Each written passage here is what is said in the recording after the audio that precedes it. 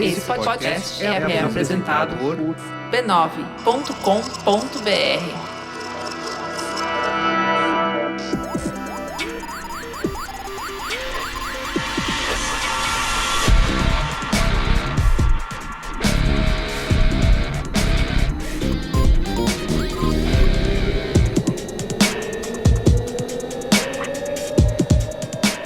Olá, eu sou o Carlos Merigo, esse é o Braincast número 341. Um monte, hein, Yoga Mendonça? Caramba, hein?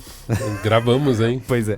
Quando fala esses números, a gente percebe. Você percebe, né? Que tem um monte. Quando a gente vem aqui, acho que é tudo bobeira, Isso, que é só desculpa pra rir das piadas do Marco, e do Gino, mas não é não, é trabalho. Isso. Então, Yoga Mendonça está aqui. Olá. Marco Melo. Salve, rapaziada. Certo? E temos dois super convidados aqui. Queria começar pela Renata Hilário. Se apresente aí, Renata. Oi, gente, eu sou a Renata Hilário, sou cofundadora do Meteora Podcast, com quem eu divido a fala e a produção com a minha parceira Cristiane Guterres. Sou publicitária e tô aqui um pouquinho para falar de publicidade antirracismo. Fiz algumas coisas aí, a gente vai conversar ao longo do programa. Muito bem. Estamos também aqui com o Felipe Silva. E aí, Felipe? Se apresente aí. Tudo bem, galera? Eu sou Felipe Silva, sou redator publicitário já há 12 anos. Trabalho na Young Rubicon agora. E acho que sou a única pessoa da mesa que não tem um podcast. É o meu diferencial. Talvez a única pessoa de São Paulo que não tem. A gente já falou que o Brasil só vai se pacificar quando cada brasileiro tiver o seu próprio podcast. E estiver falando sozinho, né? E aí... E tá na moda, você viu que o da Laurinha Lero tá fazendo sucesso e ela fala sozinha. Isso, exatamente. Democrático. Bom, muito bem, estamos aqui reunidos para falar sobre publicidade antirracista, certo? Utilizando o livro que foi lançado aí pela USP, pela ECA. Publicidade antirracista, reflexões, caminhos e desafios, que tem como organizadores o Francisco Leite e o Leonardo Batista. Inclusive a Renata, que está aqui na mesa, escreveu um dos capítulos, né, do livro. Verdade. E ela vai contar pra gente tudo isso e muito mais. E vamos discutir, inclusive, aquela frase que não basta não ser racista, né? Precisa ser antirracista. Isso, muito bem. Mas antes, quero aqui divulgar a família B9 de podcasts. Você pode acessar podcasts.b9.com.br e quero aproveitar aqui o ensejo para, inclusive, falar de um podcast que estreou essa semana. Eita. Na família B9. Olga Mendonça, e você é um responsável por isso, viu? Fim de ano e o B9 parindo o podcast. Exatamente. Não parindo, mas trazendo, né, grandes expoentes da produção podcasteira. E Olga Mendonça tem responsabilidade nisso aí. Tô até com medo agora, né? Ai. Faz parte agora da Rede B9 o História Preta. Ah, que maravilha. Exatamente, que é produzido pelo Thiago André, que traz aí, acho que quinzenalmente, né? Traz pra superfície a memória histórica da população negra no Brasil e no mundo. Em cada episódio ele relembra algum momento histórico e conta aí em episódios mais curtos, né? De 20 minutos, meia horinha no máximo. Então vale muito a pena ouvir, você pode acessar historiapreta.b9.com.br. Fiquei muito feliz, hein, que rolou. Viu só? Aí, na família. Obrigado, viu, Olga, pelas indicações aí. E só tá começando. Então, é isso. Família B9, podcasts.b9.com.br. A família que mais cresce no Brasil. Isso. E, Marco Melo, também temos que agradecer aos nossos assinantes, né, que fazem parte do nosso grupo fechado lá no Facebook e também no Telegram. Também no Telegram. Essa rede social segura. Isso. Exatamente. Onde os nossos... Nossos assinantes podem, por exemplo, palpitar nas pautas. Podem ouvir histórias. Ouvi dizer que o Luiz Gino agora faz parte do grupo no Telegram. Luiz Gino tá brilhando no grupo. Isso. E lá onde você recebe conteúdo exclusivo, inclusive o Qual é a Boa antes de todo mundo. Tá? Isso aí. Você pode inclusive as sobras de gravação aqui também. Também. As histórias do Açaí de Santos, né? Os vídeos dos aquecimentos vocais. tá um sucesso. É conteúdo muito útil, né? Você não pode perder. Então, para você assinar e fazer parte, você pode acessar b9.com.br/assine. Bom, você tá lembrado que eu falei aqui no Braincast há algumas semanas sobre o desafio de design Braskem? Bom, se você não se lembra, eu vou aproveitar para refrescar a sua memória, tá? A Braskem promoveu 2 hackathons em parceria com a Kimberly-Clark e a Colgate-Palmolive para buscar soluções sustentáveis para embalagens de papel higiênico e creme dental. E foi a partir desses 2 hackathons que as empresas puderam conhecer novas soluções inovadoras para as suas embalagens. Isso tudo envolveu muita gente boa. Participaram ao todo 12 grupos de 4 universidades do estado de São Paulo, além de mentores, jurados, palestrantes e especialistas do mercado de design. E eu queria aproveitar aqui a oportunidade para contar para vocês quais foram os 2 grupos ganhadores. O GJSA da Universidade Mackenzie e o Pix da Universidade São Judas. Se você ficou curioso para saber como foi e quais foram as ideias vencedoras, é só você conferir o Instagram @Desafio de Design, tá bom? Pega aí seu Instagram, abre o aplicativo e começa a seguir @Desafio de Design, tá bom? Tá bom. Então é isso. É isso. Vamos pra pauta. Vamos que vamos. Pauta! Pauta!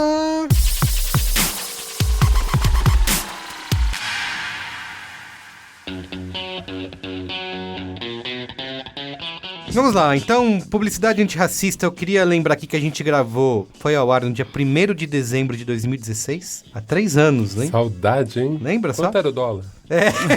Exato. Saudade do lulismo, hein? E já era pós-golpe, já. Já era pós-golpe, Já era, mas... eu sei, mas... Mas ainda havia esperanças, né? Mas a frase ascensão da classe C ainda fazia sentido. Fazia. Exatamente. A gente publicou o Braincast 215, que se chamava 54%, né? Onde a gente já falou ali sobre que, apesar do Brasil ser um país em que 54% da população se autodeclara negra ou parda, né? Segundo o IBGE, ainda é uma população que é protagonista de apenas 12% dos comerciais publicitários e, pior ainda, é a situação dentro das agências, né? Com pessoas que estão trabalhando e criando. E nos cargos de liderança, né, das maiores agências de publicidade do Brasil, é só 0,7% são ocupados por negros, né? Sendo que acho que não tem mulher negra, não tem nenhuma, né? Então a gente fez bastante essa, digamos, denúncia, né, naquela época e falou bastante sobre isso e de como era uma questão. Eu lembro que a gente finalizou o programa falando de como era até uma questão mercadológica, né? Se você não faz isso porque você tem que fazer por uma questão humana de justiça social, faça porque você quer ganhar dinheiro, né? Porque você tem 54% da população, já está mais provado que diversidade aumenta, né, lucratividade, produtividade, inclusive. Teve uma pesquisa recente também que dizia isso, né? Que Justamente. Diversidade dentro dos ambientes de trabalho aumenta a produtividade. Então a gente falava muito isso, de fazer isso pelos negócios, né? Seja esperto. Que não tinha a assim. mínima lógica. Você Isso, só trabalhava com exato. comunicação, não se comunicava com mais que a metade da população. Exato. Então, assim, de toda forma, é isso. Tirando essa questão humanitária, pensando em negócios, era muito burro, era falho, né? Então não tinha muita lógica. Bem, a gente está com convidados aqui, né? Isso. A primeira pergunta que eu queria fazer é, esse programa foi ao ar há 3 anos, né? Justamente. Queria saber se vocês sentem que mudou alguma coisa de 2016 pra cá. Vamos lá. Respira e vai. Então, mudou muita coisa, mas eu tava aqui prestando atenção na sua fala, Merigo, e embora tenha mudado e muitas empresas despertaram para a necessidade da inclusão, até porque viram isso como oportunidade de negócio, sustentabilidade do negócio, eles não pensaram em preparar o ambiente. Então não adianta você incluir e ter um ambiente tóxico onde a gente entra e não dá conta e sofre com essa pressão. Então isso acontece muito, né? Então mudou, acho que você concorda comigo, Fê? Mudou muita coisa, a gente tem feito alguns movimentos aí que a gente vai contar pra vocês, mas a caminhada é longa. Tá. Mudou, acho que talvez um pouco do... Vou começar a falar termos em inglês, que é uma bosta, mas... Não, é que é publicidade, pode falar. É, os publicitários gostam. Mudou o mindset, assim. Mas na prática mesmo, assim, de número de pessoas, se a gente pegar os dados, vocês estavam falando aí que 0,7% das lideranças, Isso. e eu comecei a pensar nas 50 maiores agências lá da listinha do Ibope Monitor. Cara, eu não lembro de nenhuma liderança. Exatamente. Então é 0,7% aonde, né? De quais agências? Mas eu acho assim, mudou um pouco assim, eu acho que a publicidade talvez começou a já observar que, olha, precisamos... Algumas agências, né? Não vamos falar todas também, que todas é muita gente. Mas precisamos começar a mudar esse mindset, mas eu acho que na prática, em número, eu ainda vejo pouquíssimo. Ainda tá devagar, mas né? Tartaruga. E o teste do olho é foda também, né? É. Porque os números estão aí, mas você chega numa agência pra fazer uma reunião, alguma coisa, e você passa o olho assim por cima. Não vê. E você não vê essa representatividade toda, e é sempre a mesma coisa. É a tia do café, que é o único negro do ambiente. Isso é uma das grandes questões, até naquela apresentação da galera que era da Artplan, não sei se eles estão ainda. O que Wagner. Isso, o Wagner e a Letícia, né? Já não estão mais na Tiro Apple Publicidade Isso, People. exatamente. Eles falam assim, quem que é? As tias, né? E é isso, né? É quem as pessoas conseguem nomear que trabalha dentro de uma agência de publicidade, né? O que eu percebo... As tias que carinhosamente, né, são as pessoas que trabalham na copa, né, na cozinha, na limpeza, enfim. Justamente. Eu sinto que sofisticou. Né? Eu sinto que sofisticou, assim. A gente vê que o tokenismo, né? Então, ele aumentou. Tokenismo, né? As pessoas têm ali, você tem 1 ou 2 pretinhos ali. Tem agências que têm um trabalho sério, enfim. Fez comitês, da África, né? Conseguiram trazer mais gente, enfim. E aí são esses problemas que eles já citaram, né? Não adianta nada você ter negros e ter uma rotatividade absurda entre os negros. Né? Mesmo em agências que são tóxicas, você percebe que, assim, troca muito mais estagiário preto do que branco. Então, temos um problema aí. Mesmo nas tóxicas, que a pessoa pode falar assim, não, mas aqui, né, é difícil mesmo, essa agência, todo mundo sai. Mas aí, quando você começa a lembrar o nome das pessoas, você fala assim, mas que engraçado, né? Por que quem sai mais é preto? Né? Então, eu acho que tem essa questão, mas eu percebo que agora, no discurso que o Felipe citou, eu sinto meio isso, assim, a pessoa já sabe a frase de efeito. O cliente já sabe a frase de efeito. Todo mundo já aprendeu como manejar o discurso, empoderamento, até desgastaram, né? A gente pode entrar no buzzword, já entrou no buzzword. Então, essas palavras estão perdendo significado. E eu vejo que assim, nossa, eu ia fazer uma coisa horrível agora, eu ia falar o Oga, ia fazer tipo o Pelé, terceira pessoa. Agora eu vou falar só pra ficar engraçado. O Oga, daquele Braincast, já mudou a abordagem, já. Né? Então, assim, eu já mudei muito a minha abordagem, porque eu senti que no Braincast, lembra que a gente discutiu no final desse episódio, que o título ficou 54%, pra justamente ter essa abordagem de falar, não, vamos pegar na grana, né? Isso. Hoje em dia eu já mudei minha abordagem, cara. Porque a gente até chegou a discutir isso, até em outros programas a gente já conversou sobre essa questão dos títulos, né? Porque você bota preto, branco não ouve. Exato. A gente ia botar negro na publicidade, um monte de gente branca nem ouvir. Isso. Mas falou, cara, 54% é curioso, as pessoas vão ouvir e vão entrar. Você sabe que a gente fez o Braincast recente aqui, que era das vozes periféricas, né? Justamente. E também é outro ponto, junto, né? De colocar... Lembra da minha discussão contigo? Isso. Coloca no título, a pessoa, não é pra mim.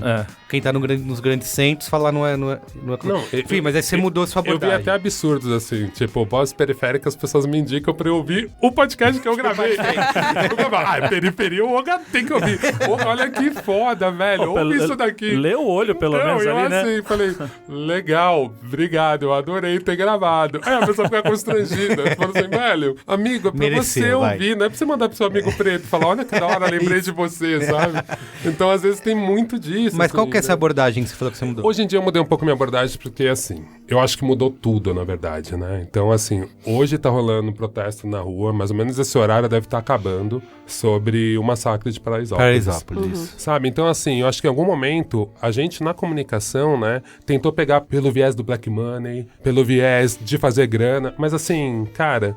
Não é só sobre fazer dinheiro, isso, saca? É sobre você ser uma pessoa justa, honesta, ser humano. Não, então a gente precisa voltar uns passos atrás da comunicação. E esse processo todo de virada do Brasil já ficou mais do que claro que só a grana não resolve se você não muda a cabeça da pessoa. Que a gente fala do que o PT perdeu as bases, não sei o quê. Porque deu grana pra todo mundo, mas não ensinou consciência de classe, não ensinou por que tá rolando essa divisão de renda pelo Brasil inteiro. E aí, quando acaba a grana, ou quando parou de consumir, o preto parou de consumir, o pobre parou de consumir. Foda-se eles, margem de novo, joga pra margem de novo, porque não serve mais pra gente. A gente não tem mais interesse de falar com essas pessoas que não vão consumir o que a gente quer vender. Justamente. E eu acho que a gente tá nesse momento, Marco, que é... Então tá bom, em teoria, a gente passou por um processo que a gente ganhou humanidade porque foi enxergado como consumidor.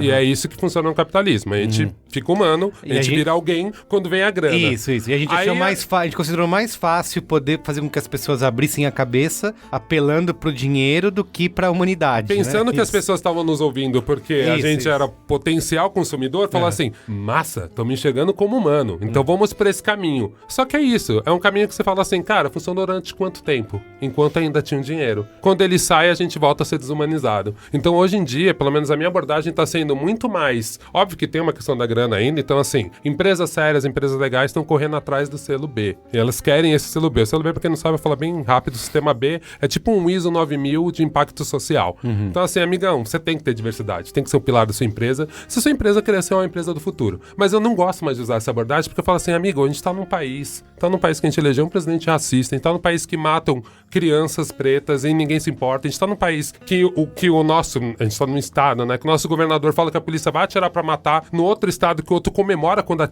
polícia atira. E aí me parece que quando a gente discute comunicação, publicidade, e a gente discute que o preto quer ter protagonismo e a gente fala de dinheiro primeiro, a gente meio tá fazendo fazendo o jogo deles. Porque no capitalismo não adianta, cara. A base vai ser os pretos pobres. Sempre. E a gente tá ali, hackeando, né? Eu tô numa mesa com 3 pretos que eu sei que eles entendem bem o que eu tô falando e eles entendem todos os graus disso, assim. Cara, e amanhã a gente vai trabalhar. A gente não quer fazer a revolução.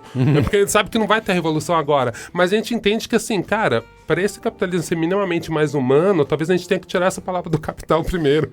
Parece meio um contrassenso, assim, né? Então eu entendi que muita da nossa abordagem sempre foi, naquele podcast, naquele momento me parecia ser legal. Eles abriram uma brecha muito grande aqui de enxergar a gente como humano porque a gente está consumindo. Vamos mostrar pra gente como a gente consome? Como a gente pode fazer realmente um consumo mais consciente, lógico, pra gente? E aí eu acreditava em FUBO, que é um conceito gringo do For Us By Us, e depois eu fui olhando e falei, mano, mas é mais primitivo, os caras não enxergam a gente como humano. Imagina como consumidor, e pra ser consumidor, pra ser humano eu tenho que consumir, né? E eles não estão preparados também, né, Olga? Assim, o que eu vejo é as empresas hoje, então, por exemplo, chega mês de novembro, um monte de gente quer contratar a gente pra fazer palestra. É mesmo, né? E eles meio que já chegaram num modelinho de diversidade e inclusão dentro das organizações. Então, eles criam grupos de afinidade, digamos assim. Então, tem o grupo dos pretos, o LGBTQI+, o de pessoas com deficiência, enfim, vão fazendo abordagens para esse público, sendo que,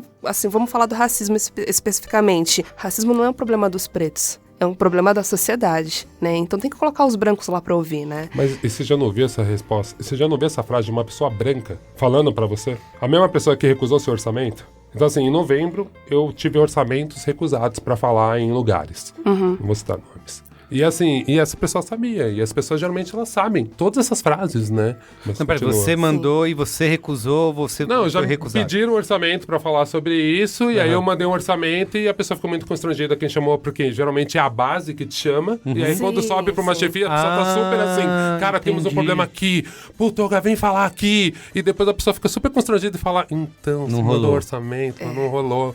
Você fala assim, ok. Tipo, né? E é muito louco isso. E grandes empresas multinacionais, né? Tipo... E aí outra solução que eles dão também, vamos incluir quem?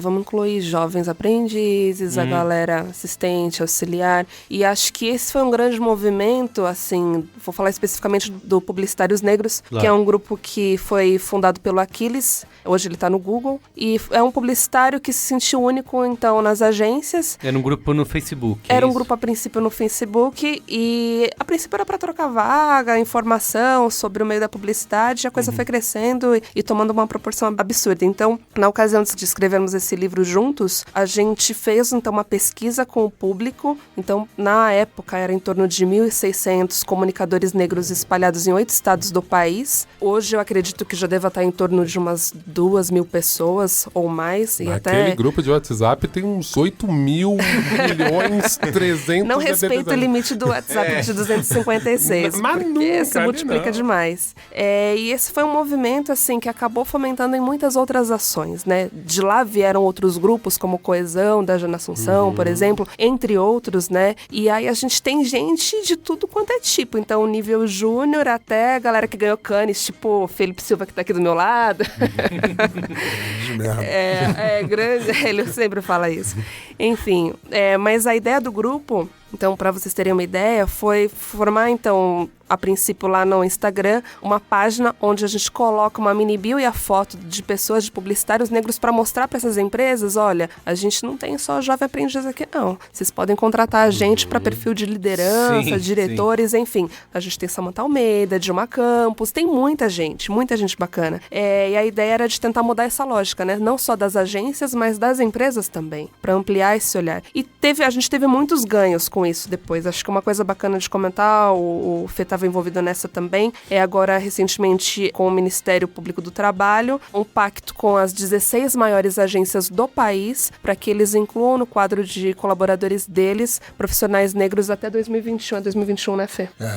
Mas é de novas contratações, novas né? contratações. Tem um percentual de novas contratações. E aqui cabe um parênteses, que são as 16 maiores, porém foram convidadas, eu acho que as 50 maiores. Só 16 responderam? 16, opa! Um percentual de, eu acho que de 20% das novas contratações. Não é que precisa trocar 20% do corpo da agência. Você tem 500 funcionários. Não é isso. Só se você contratar daqui pra frente... 20%. Eu acho que é 20%. Eu acho, não lembro exatamente. Eu acho que é 20%. É bem baixo, assim. Acho que é até menos que 20%. Eu tô chutando alto, tá? E teve agência que não quis assinar. Não citaria nomes, mas teve agência que não quis assinar. Procurem saber. E assim, de novo, é um pacto com o Ministério Público e tudo mais, mas não é um pacto com valor legal. O Ministério Público não pode processar a agência se a agência não precisa.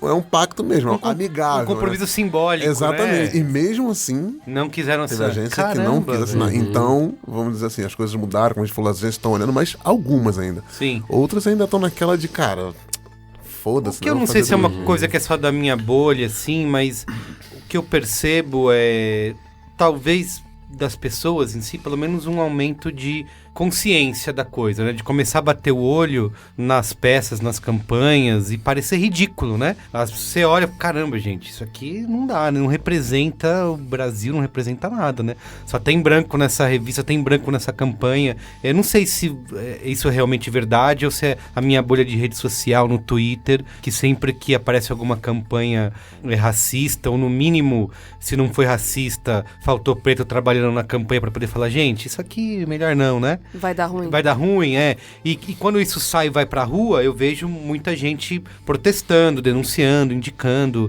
Vocês veem dessa forma também ou não? Ou só realmente tá fechado num círculo pequeno dos tuiteiros? Queria viver na minha bolha. Minha bolha, ela pensa assim. Pensa assim? Mas na realidade não é. Eu vou te dar um exemplo até fora desse meio publicitário. Fui recentemente fazer uma palestra numa empresa, uma multinacional, e era com esse grupo, né, onde tinham pessoas do grupo LGBTQI+, grupo de raça, enfim. E aí você pensa, não, tô num ambiente confortável, aqui as pessoas mais ou menos devem ter algum nível de consciência já sobre a pauta. Tá, beleza. Aí numa das dinâmicas, a gente pediu para que eles escrevessem no post-it qual o preconceito que eles ainda carregavam. Uhum. E não precisava se identificar, mas a gente pediu sincericídio mesmo. Uhum. Beleza. Cara, até listei aqui para não esquecer o que veio. Assim, de cara, gordofobia, gays afeminados, num grupo de pessoas que você espera que tenha uma consciência. Sim. Supermães, tinha muito preconceito com supermães. Supermães, caramba. E aí vem, eu tenho um preconceito com cheiro de preto. Caralho. Caralho. E por último, pretos em cargo de liderança. Caramba. Cara, Que chocante. num grupo de diversidade... Sim, não é um grupo, né, você foi no, sei lá, no Texas brasileiro.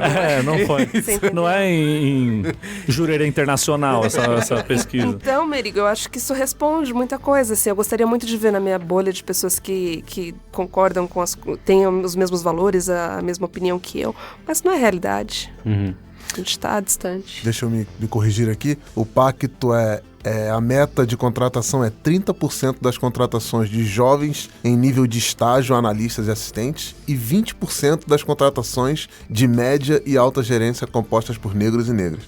Então, 30% para os assistentes e 20% para pessoas de cargo mais pleno. Um compromisso baixo, né? E das novas contratações, de novo, não é pegar a galera que tá lá pra trocar. demitir, trocar por negros. Pra começar a ter pro futuro uma estratégia, né? O que eu sinto um pouco disso é isso. Pra mim, sofisticou. Então, sei lá, vou falar de uma campanha da Etna, por exemplo, que foi a do criado mudo. Ah, sim. Então, ficou sofisticado. Então, assim, volto a dizer, né? Meus amigos brancos mandando o link. Olga, você já viu? Nossa! E aí você fala assim, sim, lógico. E eu acho fofo, e eu acho válido. Não, de verdade, Eu gente. acho De fofo. verdade, eu acho válido, eu acho fofo, eu acho legal que me mandem. E eu sempre resolvo isso. Falo assim, mas você mandou pra todo mundo? Manda no grupo, né? Tipo, não é só pra mim, manda pra todo mundo que você conhece, né? Mas é isso, a gente tá num outro grau de evolução e às vezes eu preciso falar, cara, tem problemas. Né? Tipo, tem problemas. Tem problemas. Assim, porra, uma das coisas que me pegou muito ali, que eu acho que esses começam a ter os graus de sofisticação, né? Então, assim, você faz uma campanha que fala do criado mudo, legal, a gente precisava falar sobre isso, mas todos os personagens são, tipo, pretos que não sabem que o criado mudo é ofensivo. Aí você fala, gente... Tá ensinando racismo pros pretos, né? Tipo, um monte de galera branca sentada lá dentro da agência, pô, tivemos uma ideia, vamos chamar os negros aqui pra contar pra eles que tem uma coisa que também é racista. Além de tudo que eles já vivem, tem mais uma coisa que é racismo, eles não sabiam. Não, e você bota o personagem ali que você fala assim, cara, podia botar uma pessoa negra que não sabe que aquilo é, né? Eu acho que poderia ter esse personagem. Mas poderia ter um personagem branco também falando, a cara de espanto, falando, caralho! eu durmo com um móvel racista do meu lado todo dia. Exato. Sei lá, né? Sim. E aí você olha assim, você fala assim, gente... Então, assim, em teoria, quando o cara pega lá o checklist dele... Agora, vamos falar só em inglês aqui. Quando o cara pega o checklist dele, vai lá e fala assim... Eu usei mindset no comecinho, já liberado. Liberou geral. E aí, quando o cara pega o checklist dele, ele vai lá assim... então representatividade. Precisa ter preto, hein? Puta, preto. Novembro. Sabe? Tipo assim, parece que ele fez um tique. E aí que eu falo? Aí tem gente que vai olhar pro copo mais cheio, vai falar assim, metade cheia, né? Vai falar, puta, Olga, mas antes nem tinha. Porra, eu não sabia mesmo desse negócio de criado mudo. Olga, eu nunca pensei nisso. Eu falo, massa, bom pra você. Mas é isso, como a gente tá aqui discutindo, assim, cara, entre os pretos que estão na publicidade, né? Entre gente que tem 40 anos que nem eu falo, cara, putz, sei lá, vamos lembrar, tem gente preta sendo morta. E a gente ainda tem que ficar muito feliz que agora algum publicitário teve uma ideia de botar um monte de preto ali falando do racismo que eles não sabiam que eles sofriam. Você fala assim, cara, sério que a gente tá nesse lugar?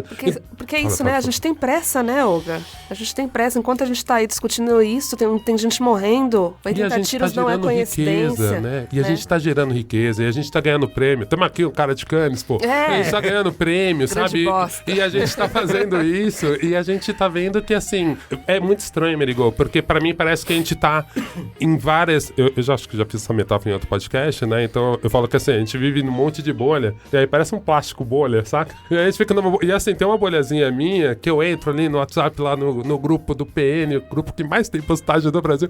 Eu entro no grupo do PN e falo assim, caralho, aqui tá foda. A gente tá discutindo nesse nível de tokenismo.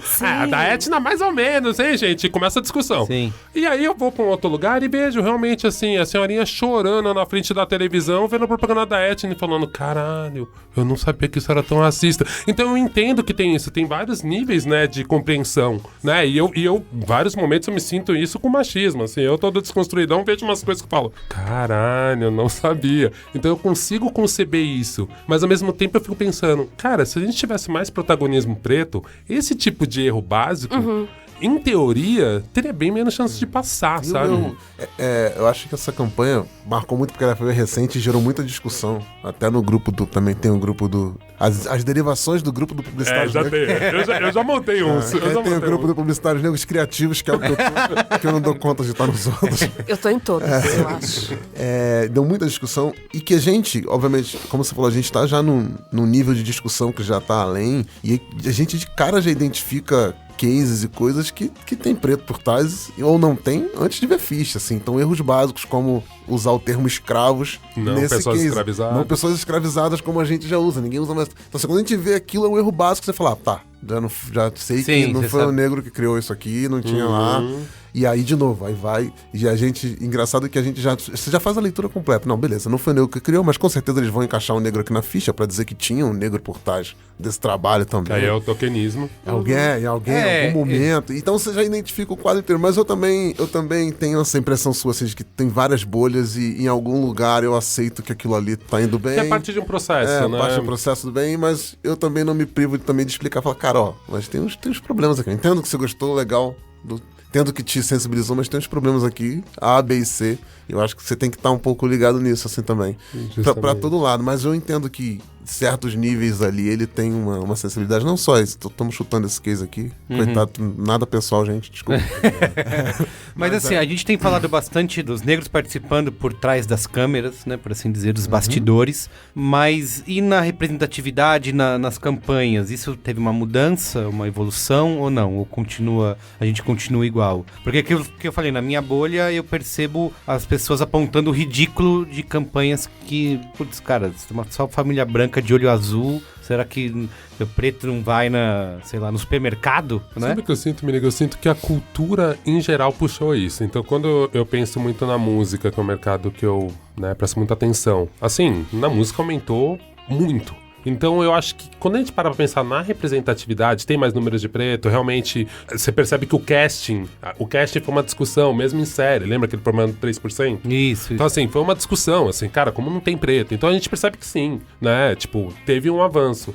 E agora a gente tá questionando um pouco mais isso, assim. Então, legal, gente. A gente sabe que se a gente não tensionar mais, volta. Então, o que a gente tá vendo é que tá voltando. Então, assim, o número de desempregados, quantos negros são desempregados? Então, assim, tinha tido um avanço, mas pra voltar é muito rápido. Então, de certa forma, até pra você que tá ouvindo o programa e tá desconfortável nesse momento, eu juro que a gente é todo otimista, a gente tá sorrindo aqui. A gente acredita que vai melhorar, mas um pouco de certa forma assim, cara, a gente tem que tensionar, porque eu percebo isso, que tem um aumento, eu percebo que tem lugares sérios, eu percebo que tem campanhas que realmente tem gente legal, mas eu ainda queria ver na fichinha o primeiro nome, sabe? Isso. É isso que eu acho que tá mais difícil. Porque acho que pra não voltar, eu acho que tem que ser justamente isso, tem que ser a mudança estrutural, né? Porque se você só colocar lá, como a gente fala que bota o token lá pra aparecer, pra dizer que eu pensei nisso, aí acho que a chance de voltar, de retroceder, né, é maior, né? E me dói mais, assim, pensar também no desconforto que a Rê citou no começo, né? No desconforto dessa pessoa que tá no cargo baixo, dentro dessa agência, a pressão que essa pessoa sofre de falar, cara, eu tenho que agora ser o mestre da negritude, porque eu vou ser consultado todo momento, momento que eu me perguntasse. Então, assim, eu sinto isso de alguns amigos meus, dessa pressão de ser um negro único nesse espaço, ou ser poucos na base, e falar, cara... E você tem a obrigação de ser o paladino eu preciso saber de tudo, mas muito mesmo. Preciso ser um especialista em tudo, porque agora, porra, tem tá uma meu nome responsabilidade. ali. Então, mas é louco esse lance, porque eu já ouvi entrevista de pessoas que trabalham no mercado de comunicação e artes e tal, falando sobre esse tipo de coisa. Até o Yuri Marçal fez uma sketch sacaneando isso, que é Porta dos Fundos, né? Que ele fala assim, você enquanto branco... Tá? Porque é isso, o negro tá sempre sendo questionado sobre o protagonismo dele enquanto negro dentro de alguma coisa. Ele nunca é uma pessoa normal, ele nunca é só um publicitário, ele nunca só é um humorista, ele nunca... Todos os lugares em que o branco tem maioria esmagadora, quando chega um preto, sempre a pergunta é, como é ser um preto dentro disso aqui? E a pessoa fica de saco cheio de falar disso. E esse que você falou do caso que é um moleque, sei lá, é estagiário ou tá começando numa agência, e ele ser essa referência, é uma pressão muito grande, e a pessoa espana, porque ele só é perguntado quando é referente a esse tipo de assunto. Nunca é, vem cá, você gosta de Star Wars? Vem cá falar pra gente Star Wars. Não, a gente vai fazer uma campanha sobre negritude de 20 de novembro. Vem cá falar com a gente, explicar o que... Porra, não dá, né, velho? Tem que... A inclusão tem que ser inclusão verdadeira. A pessoa tem que se sentir uma parte da engrenagem, não a parte preta da engrenagem, entendeu? Não é uma engrenagem branca com uma parte preta. É uma engrenagem com um monte de gente. E essa pressão deve ser foda pra caralho. Eu nunca nem tinha pensado nisso, e você falando, me veio essa... Onde eu queria colocar uma coisa do que você falou primeiro que assim, essa coisa das pessoas negras também e estarem lá e ser a consultoria negra ali, eu acho que tem uma coisa que em todo lugar que eu vejo, todas as pessoas que eu conheço, ainda é a pós-checagem, sacou? Não é que te envolve, você é o negro, vem aqui participar do processo que a gente tá querendo. É a pós-checagem. Cara, olha só, a gente fez isso aqui, tem como você dar uma olhada pra cá? Você vai se sentir ofendido? É isso, porque ele nem tem o poder de brecar, né? O que você acha disso aqui, a pós-checagem? É mais departamento de vai dar merda do que envolver no processo. Usa o cara ali pra assim, não, o amigo aqui falou que tá tudo bem, então tudo bem. Não é que assim, olha, temos aqui agora... Aí o amigo negão é o cara que foi indicado pra ser presidente do Palmares lá, que tiraram hoje. Aí o cara fala, não, tá tudo bem, os caras soltam lá. E aí vem da minha posição que assim, e até a Rê tá aqui, pode testemunhar, que assim, me chamam pra muita coisa dessas, de participar de evento e tal. E eu já fui muito também, palestra e tudo. E eu ando negando palestra, assim, pra falar sobre mercado negro, publicidade negra e tal. Porque... Ainda bem que você não tá negando o podcast, hein? Eu quase neguei. Porque eu ando um pouco de saco cheio disso, sacou? De cara, tudo que é pra falar sobre publicidade e sobre pretos, vai lá e chama o Felipe Silva, porque ele vai aqui. Não te chama pra falar sobre o e aí, Cane eu fui dar geral, palestra, né? Em Joinville, em uma outra faculdade aqui em São Paulo, sobre redação publicitária, sabe? Porra, cara, que legal, cara. Eu dou aula na Miami School de redação publicitária, eu dou aula num curso sobre storytelling, sacou, cara? Eu faço um monte de coisa, mas os caras só me chamam pra falar sobre o racismo, publicidade. Tem que chamar o Felipe, você vai lá falar, e eu começo a negar. E também de movimentos, assim. E até dentro da agência tem lá e aí é uma outra coisa que depois eu queria voltar nos formatinhos que as agências já encontraram formatinhos pra cuidar desse problema. que tem lá o coletivo da diversidade, da agência Young, eu evito participar muito por isso também, porque eu não quero ser o cara da pós-checagem, só que toda hora alguém chegar ali e falar, cara, temos essa campanha aqui, será que essa campanha não vai dar problema? Ou então, que é o pós-checagem, que é pós-problema, né? Que aí depois da merda, gente, deu uma merda aqui, como que a gente responde isso? Eu falo, meu irmão, eu não quero saber não, velho, pergunta pra outra pessoa. E eu ando na vibe do pergunta pra outra pessoa, sabe? Cara, tem um monte de... E até por eu falo uma coisa que a princípio parece que é o cara é convencido, mas não é. É o contrário, e vocês vão entender, Renato, que eu falo assim, cara, é muito confortável ter um Felipe Silva na mesa ali, sacou? Porque o cara, no fim das contas, você pode ir em qualquer lugar, teu Felipe, teu Olga, teu Renato, você pode falar, não, tem um negro aqui, não tá em cargo júnior, ele fala em um monte de lugar, ele tava lá no Braincast, então o cara é o token da justificativa, assim, não. É o negão do Bolsonaro lá, tá sempre atrás dele ali. Cara, exatamente, né? É o token nível diamante, sabe? Não, calma aí, converse aqui com o Felipe, sabe? E tem, cara, assim, tem, sei lá, um monte de outras pessoas negras na empresa que eu trabalho. Então, cara, não pergunta pra mim, pergunta lá pra outra pessoa. Vai lá falar com os outros, conversa com os outros. Eu não quero muito dar opinião. Tô evitando dar opinião disso. Por isso, que eu acho que ainda é uma pós-checagem. Ninguém...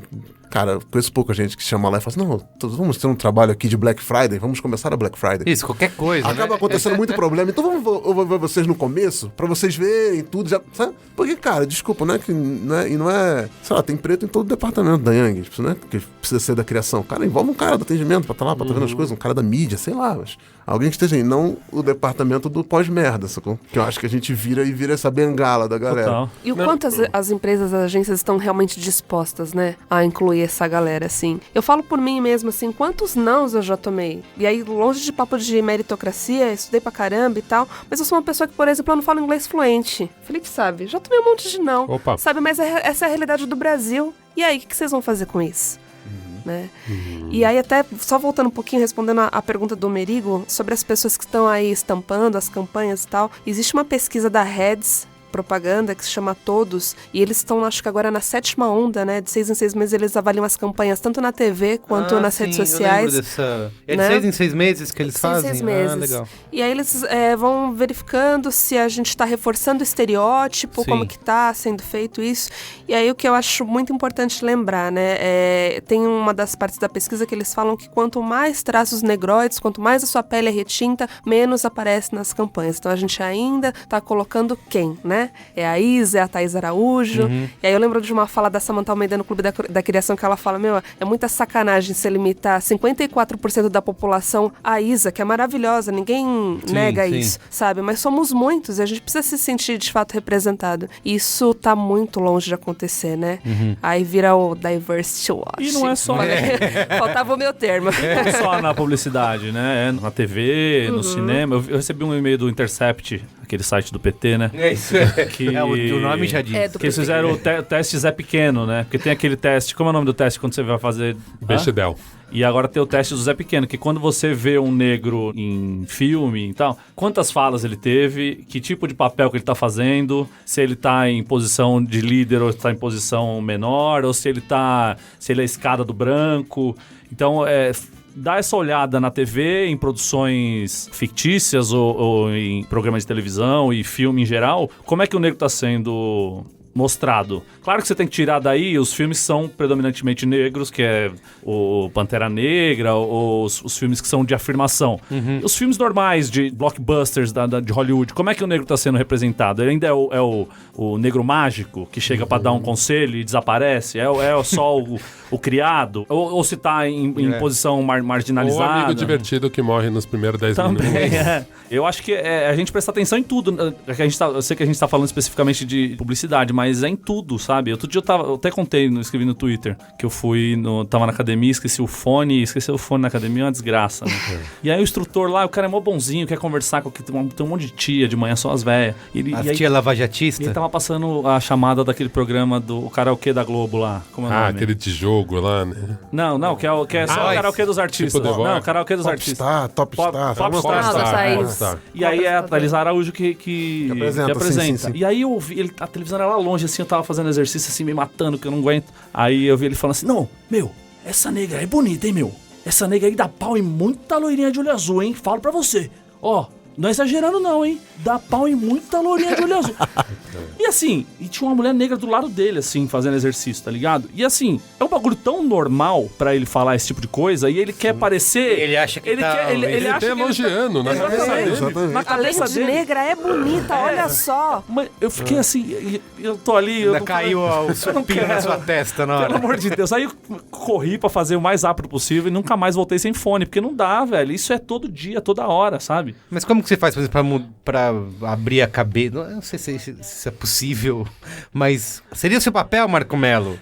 Falar, olha, senta aqui, vamos conversar. Então, mas aí onde que eu sim. tenho essa abertura? Aí volta no programa da CMV, Comunicação Muito Violenta. Eu só consigo chegar na ignorância, velho. Porque eu não tenho mais onde...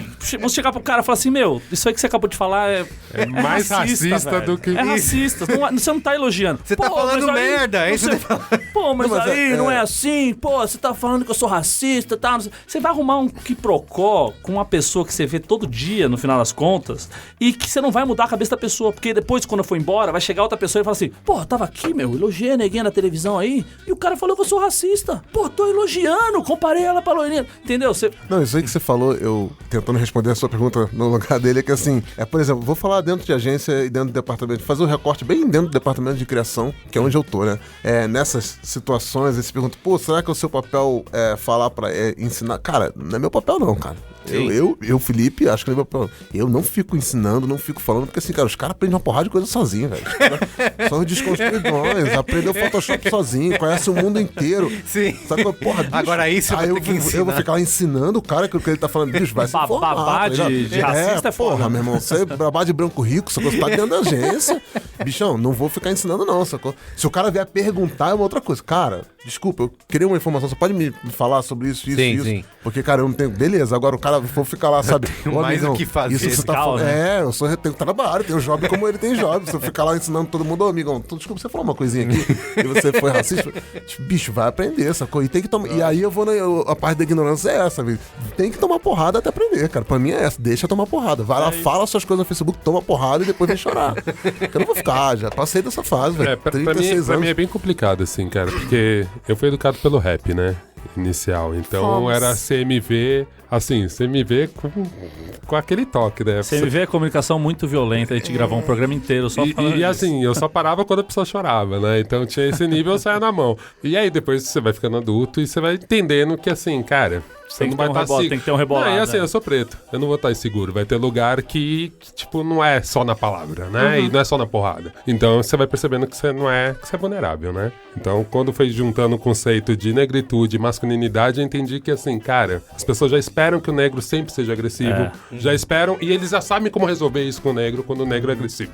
Então assim, eu acharia incrível se você falasse, porque o impacto que ia ter na cabeça desse cara de ouvir um branco falar isso, assim, é maravilhoso. E eu já vi alguns amigos brancos levantarem, ó, porque eu não cobro isso nem de um negro e nem de um branco, porque assim, realmente, cada pessoa tem um jeito de resolver. Sem querer me defender, mas me defender. Eu tento gastar essa energia Onde você acha que é. família, Exatamente, com onde amigo, vale a pena, pô. com...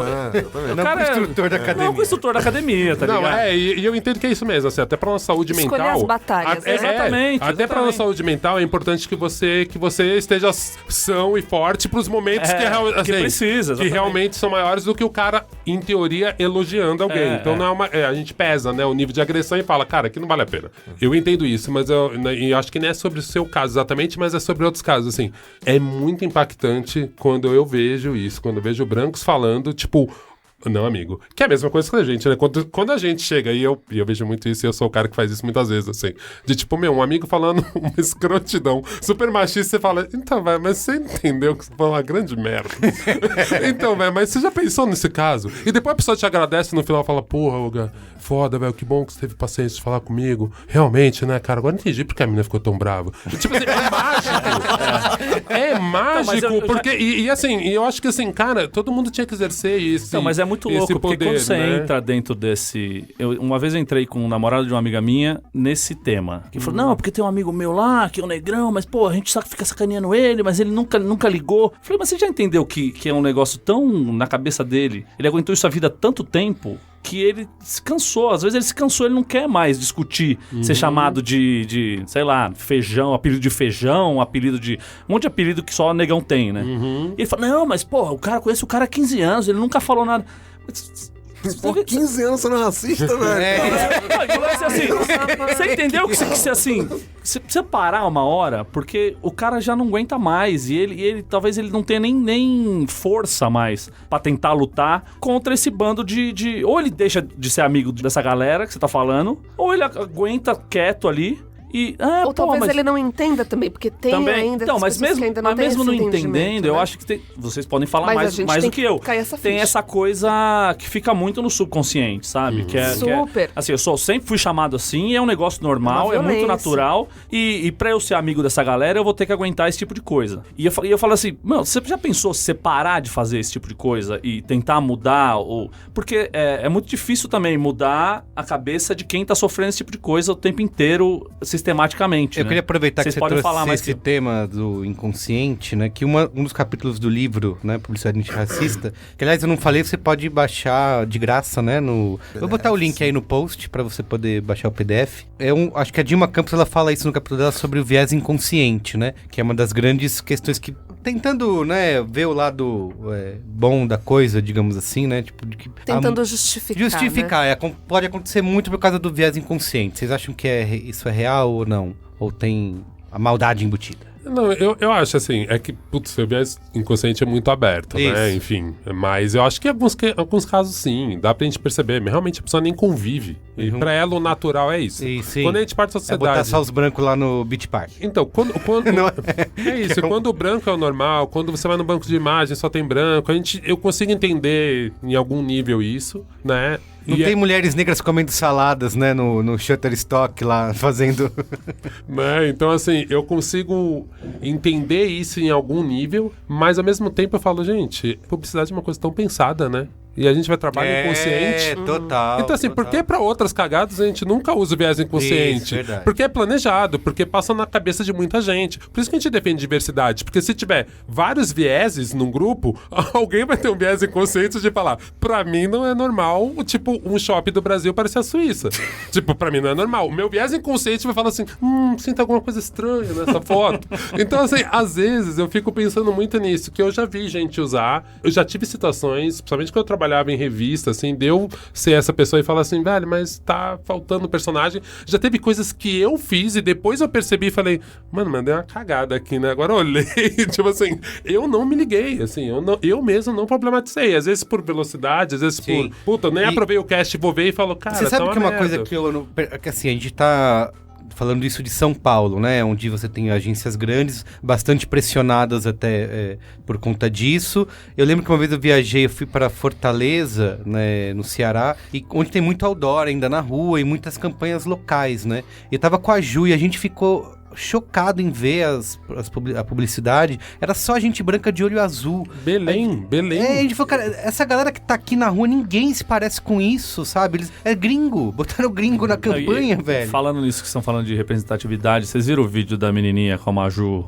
lá? Sim. Maravilhoso. Puta, aquilo é maravilhoso, velho. É demais. Porque é isso, é se sentir representado de forma legal, de forma bonita. Não é só ver preto se fudendo na televisão, só fazendo papel de bandido e papel Ela é de jornalista empregado, todo né? dia lá, né? Apresentando o jornal. E aí, de novo, fazendo um recorte criativo da coisa, tem uma parada muito foda, que é o que o Olga fala, a quantidade de pessoa lá pensando na propaganda, É isso. É muita gente branca pensando pra um país que a maior parte da população é negra. E isso é muito bizarro. Tem uma pesquisa aqui do Instituto Locomotiva de 2017 que fala que 94% dos negros não se sentem representados nas propagandas. E 61% dos negros brasileiros, afirmam que comprariam mais de marcas que os representassem. Então, assim, cara, tem uma galera lá dentro criando, tipo isso, uma galera criando pra bolha deles, que obviamente a bolha que eles circulam é uma bolha de só gente negra, então aí vem a parte do viés inconsciente, que é quando esse cara pensa em uma mulher comendo salada, ele pensa numa mulher branca comendo salada, assim. Então, tem uma parte também, como você falou, de ter mais pessoas lá pra ter mais vieses ali e pessoas que com outras origens possam contribuir e falar assim, cara, mas vamos colocar... Será que, né? Tipo, hoje eu falei isso, a gente tava desenhando ontem um storyboard de uma campanha, e daí a gente falou assim, o cara, na hora de fazer o storyboard, tinha uma cena, o cara falou assim, não, são 2 homens e 2 mulheres. Aí eu falei, mas desenha uma mulher negra. Aí ela falou, mas como vai desenhar uma mulher negra? Eu falei assim, cara, Você sabe desenhar? liga pra porra do cara que desenha e fala pra ele, bicho, uma das mulheres é negra e vamos ver o que ele desenha. Você quer que eu mande referência? Né? Tipo, manda a foto da família pro cara ver, né? Tipo, E o cara mandou. Então, assim, cara, porque... E aí faz parte disso. Porque, assim, cara, é um filme de praia. As pessoas estão tomando cerveja na praia. Tipo, cara, a gente vive, de novo, no Brasil, onde 60% da população é negra. E, cara, as pessoas vão à praia. Olha, por incrível que pareça. Os negros vão à praia, sabe? Tem essa coisa também da gente pegar muito propaganda americana.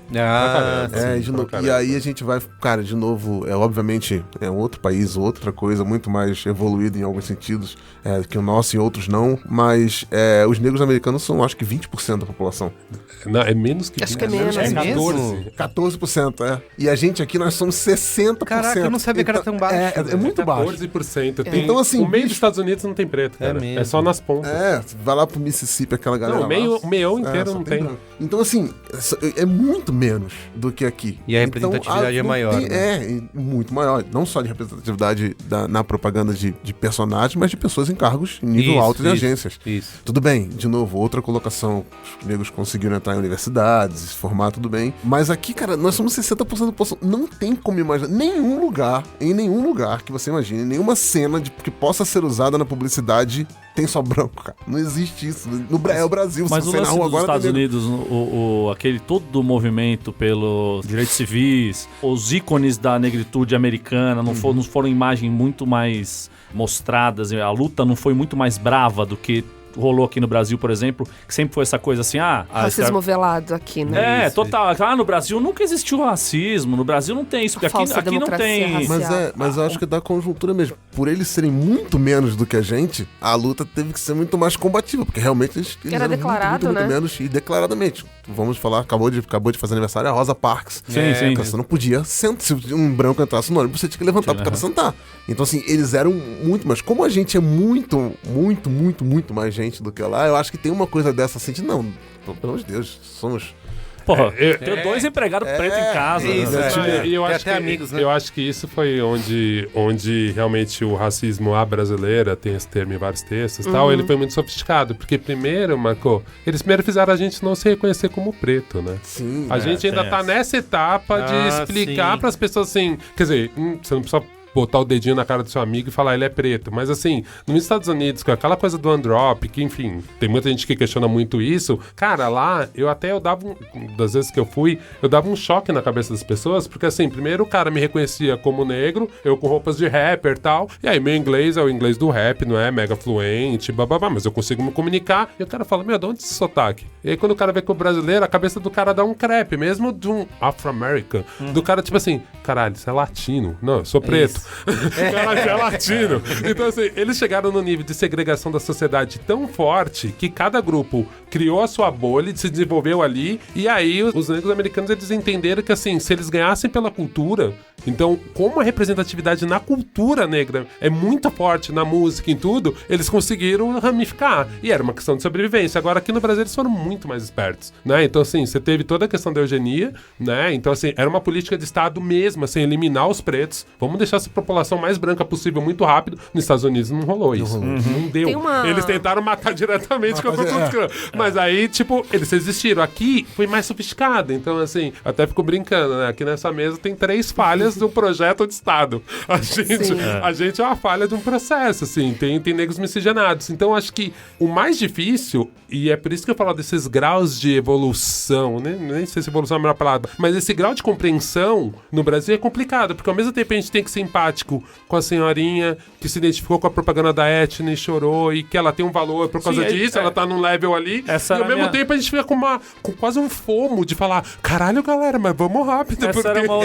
era uma outra pergunta que eu ia fazer, que é se não é algo geracional, assim, se não faz ser, tipo, 2 gerações no máximo, que essa, claro que com exceções, mas que essa coisa da negritude tá forte, de se assumir como negro na sociedade e de cobrar mais representatividade, não é algo mais de agora, digo massivamente. Eu acho que a Porque, assim, internet dá essa impressão de ser de agora, mas aí quando você vai ver a Abdias, você vai ver... Você vai sim. voltando, já tem gente falando. Tanto que o que eu quero dizer é, eu lembro que em 97 eu tava no primeiro colegial e tinha uma amiga minha que era negra e tal, e rolou uma reunião de pais, rolou uma festa na escola e tal, não sei o quê, e colou o pai dela mano, com aquele chapéu africano, roupas africanas, e eu achei foda, porque eu nunca tinha visto aquilo na minha vida, tá ligado? E eu sempre morei em periferia, longe pra caralho, cheio de preto, e ninguém se afirmava desse jeito, sabe? E hoje você vê isso muito mais comum no nosso dia a dia. Você pode entrar no metrô e você cruzar com gente desse jeito. São Paulo, né? Em São Paulo. É. Não, aqui o recorte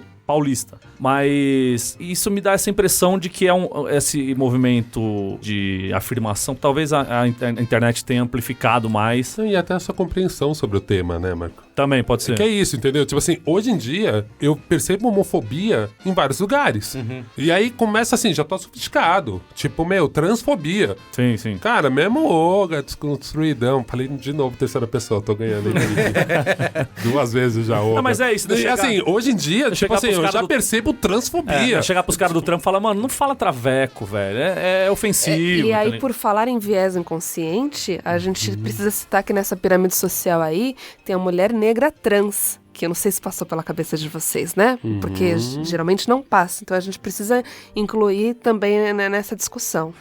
Até tinha citado no Mamilos da semana passada, né, do afroturismo, não, acho que retrasada já, tinha citado o documentário da bicha travesti, né?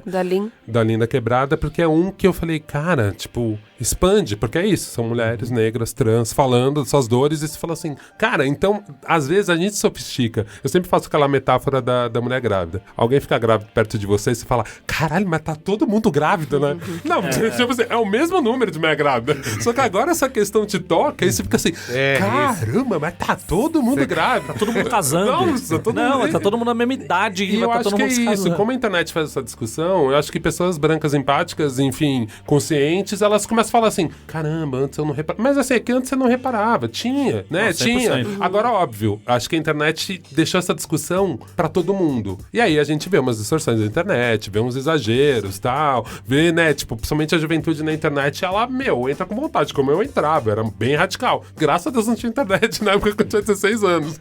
Porque, assim, poderia dar merda. Porque meu tom era esse mesmo, assim. Tipo, super radical, e que hoje em dia eu até acho que a gente tem que radicalizar um pouco mesmo. Mas, assim, às vezes até desproporcionar o uso da força, porque eu tava muito interessado e muito afim de combater isso de qualquer forma, né? Que é aquela alegria que a gente tem, aquela energia que a gente tem com 16 anos. A gente mata o amiguinho por causa do disco da banda que ele falou mal. Imagina se o cara falou uma coisa séria pra você.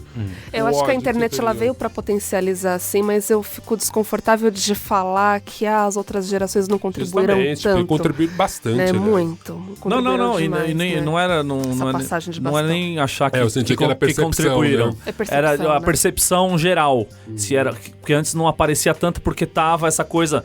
Até porque os meios de comunicação eram poucos, você só tinha um rádio e televisão massivo. E quem tava lá, né? E quem tava lá, geralmente, o preto só era representado de um jeito, ou de criado, ou de pessoa escravizada. E agora abriu geral o leque. Então era muito mais difícil você ver organizações... Quando você via muito preto junto, era quando passava o Olodum na televisão, quando passava esse tipo de coisa. Mesmo quando ia mostrar a Bahia, era a Bahia Branca que aparecia na televisão. Então eu acho que eu ia falar, essa percepção vem de uma geração pra cá. 2 gerações no máximo pra cá, desse reforço da imagem do negro empoderado e é o que eu te falo mesmo. Eu acho que agora, que eu concordo contigo, assim, essa percepção talvez saiu da bolha negra, mas para as pessoas negras que já estavam vendo isso, assim, eu tinha referências de pessoas próximas a mim, lutando e debatendo. Agora é isso, né, que eu acho que a internet ajudou muito, que jogou todos esses termos. E aí, eu vejo gente que consegue, sei lá, minha mãe não é militante, mas assim, minha mãe já fez várias coisas que eu falava assim, cara, isso é muito antirracista. E ao mesmo tempo que ela já citou várias frases que eu falava, não, mãe. Sabe, tipo, eu percebi que agora, como a gente tem vocabulário, as pessoas já, tipo assim, o cabelo ruim já não é uma coisa que, tipo assim, pessoas negras não falam, eu tenho cabelo ruim. Ó, um ou outro pode falar. Mas não, quando eu era moleque era muito normal e eu falava. Então, sabe, tipo, acho que foi a troca de vocabulário, mas eu sabia que o meu cabelo não era ruim, eu sabia que ele era crespo. Eu acho que como a gente melhorou o vocabulário, sei lá, botou mais palavras, essa impressão realmente ela aumenta mesmo, assim, hoje parece que todo mundo é muito militante, né? E aí eles falam assim, cara, eu tenho vários exemplos de gente combatendo o racismo, só que sem ter todo esse vocabulário, né? E aí me fizeram a pergunta de $1 milhão, né, nessa última palestra que eu fiz assim, mas e aí, como Você acertou? Só pra gente saber. Não empresta essa grana aí. Chutei, né? Sei lá. Empresta essa grana aí. Falaram, mas e aí, como é que a gente faz pra acelerar esse processo, né? Foi uma pessoa branca que me fez essa pergunta. Falei, gente, eu acho que um dos caminhos é os pretos com a caneta na mão. A gente precisa estar em cargos de liderança para acelerar isso. Tem até um livro que se chama Executivos Negros, e aí mostra que geralmente quem puxa isso dentro das organizações são pessoas que ou tá dentro desse grupo LGBTQI+, ou são negros, são pessoas das chamadas minorias, que aí tenta fazer alguma mudança internamente. E aí, cadê a branquitude tentando mudar isso também, né? Dando espaço para outras pessoas poderem estar nessas posições. Enquanto a gente não estiver nesse lugar, a gente não vai conseguir puxar os outros. Então dá pra dizer que começa a mudar essa realidade através do Departamento de Recursos Humanos? Eu fico pensando assim, cara, qual é o departamento da empresa que rola menos grana? Qual é o departamento da empresa que tem menos poder? Qual é o departamento da empresa que na maioria das vezes é usado para controlar os funcionários e deixar eles mais calminhos? E é subordinado, né? Entendeu? Sim, Então, assim, eu sempre... Assim, uma das minhas provocações quando eu dou palestra, quando chamam pra discutir, eu também... Novembro. Enfim, aquele mês.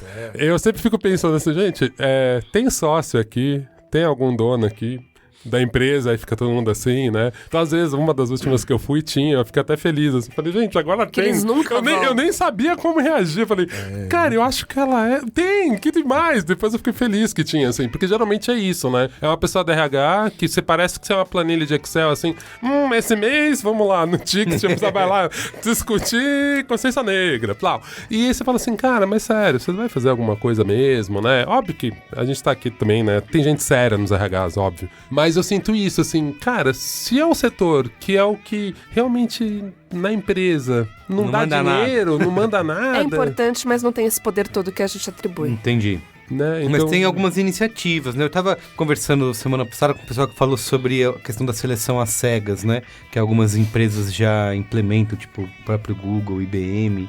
Seria uma das... Mas aí eles falam assim, eu até procuro, mas não vem. Não vem, não chega. é mesmo. Então a culpa verdade. é sua, você tem que ir atrás. Já Do ouvi ponto isso. de vista criativo também, e aí eu vou sempre falar da criação aqui, porque é bem o lugar que eu tô, mas assim, essa seleção cegas também ela tem um monte de problema, né?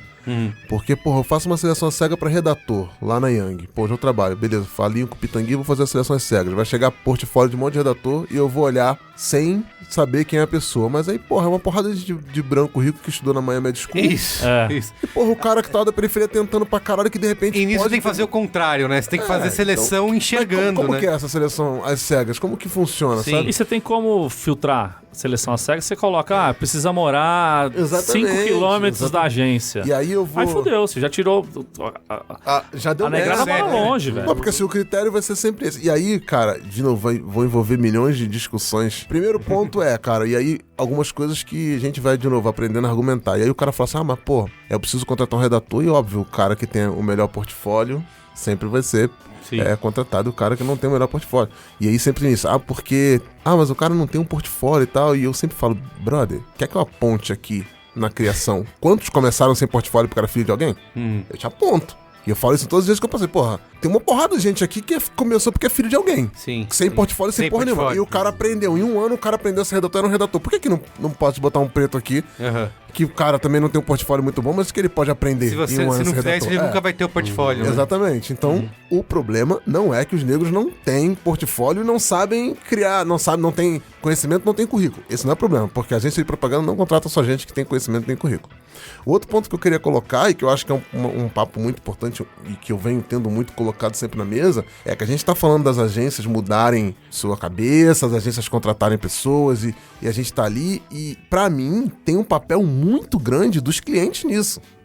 Que é, cara, bicho, você tem um cliente que vende produto pra esses 60% que eu falei aquela hora ali, que são pessoas que 90% que não se identificam com propaganda. E o que esses clientes estão cobrando, que a agência é fornecedor. O que esses clientes estão cobrando dessa agência de ter negros? Que o cliente está entrando lá, quando ele vai fazer uma concorrência, ele tá olhando a agência com esse olhar, que você falou de olhar, né, fazer exercício de olhar e falar assim, cara, não tem negro aqui? Porra, eu vendo meu produto para a maior parte da população que é negra, não tem negro aqui. Os clientes estão perguntando para as agências. Então, clientes que estão ouvindo aí, vocês estão questionando suas agências disso? Eu já vi cliente questionando de ter mulher na criação. Gente, por que não tem mulher criando para minha conta? Se eu trabalho com a conta feminina, por que só tem homem? quero que contrate mulheres. Beleza. E dos negros? Tem alguém lá, os clientes estão Fazendo batendo na isso. portinha lá? E aí, de novo, a gente vai para outro processo. Nos clientes também não tem negros. Então, por isso que eles não estão Você não questionando lembra isso também. do conselho de diversidade da Coca-Cola? Que Que era salvo de branco. os Era 8 cara maravilhoso. branco de barba. Então isso, nos clientes também. Então tem um papel, sim, dos clientes estarem cobrando de suas agências. Eu quero isso, que os clientes estejam lá cobrando. Olha só, eu sou um grande banco e eu tenho um grande cliente de população negra e eu quero que tenha pessoas aqui. Então, tem uma grande parte disso, porque, de novo, e aí a gente vai entrar numa coisa de cultura, que essas coisas, não, cultura da agência, não, é porque quanto tempo, e aí, a Rê falou a pergunta de $1 milhão, quanto tempo demora pra gente, quer acelerar o processo? Bota o maluco da maior conta da gente, chegar lá e falar assim, irmão, é o seguinte, se não tiver 10 negros aí até o final do ano, tira a conta. Pronto, resolvido, Bruno. Tá resolvido, resolve hoje. Resolve em 1 hora. Então, assim, tem uma parte também de quem paga a conta, tá também cobrando isso. Agora, como que a gente envolve todo mundo nessa discussão se a gente vai chegar naquilo? Que é, porra, você faz um evento, o Publicitários Negros vai lá e faz um evento, e a gente fala só pra preto, cara. Tá pregando pra sim. convertido. A Né? gente, estamos falando só pra gente. Não vai ninguém, não tem nenhum diretor de agência que não vai escutar. Sim. Porque os caras acham que não tem que escutar. O os Ken caras falou sabem. isso, você viu que o Ken falou que ele foi no lançamento, né? Ele tava lá falando na Yang, ele tava no evento da Isso. Yang também lá no E dia. ele falou, dos quero Estados ver Unidos. se vai ter diretor, VP aqui assistindo. Foi a primeira o coisa que ele negócio. falou comigo lá. Ele olhou e falou assim, né? Nenhum VP de agência aqui, nenhum diretor de agência aqui. Aí eu falei, pô, pois é, não tem. Então, assim, a gente tá fazendo evento e fala pra gente mesmo. Então, os caras não estão lá pra ouvir nem cliente, nem agência.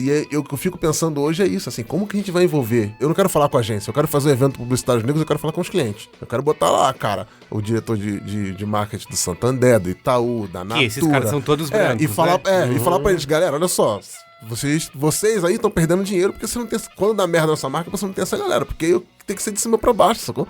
Não adianta, porque por mais. Pô, lá na Yang a gente tem um programa super sério de contratação de negros. Tá? Cara, assinou o pacto.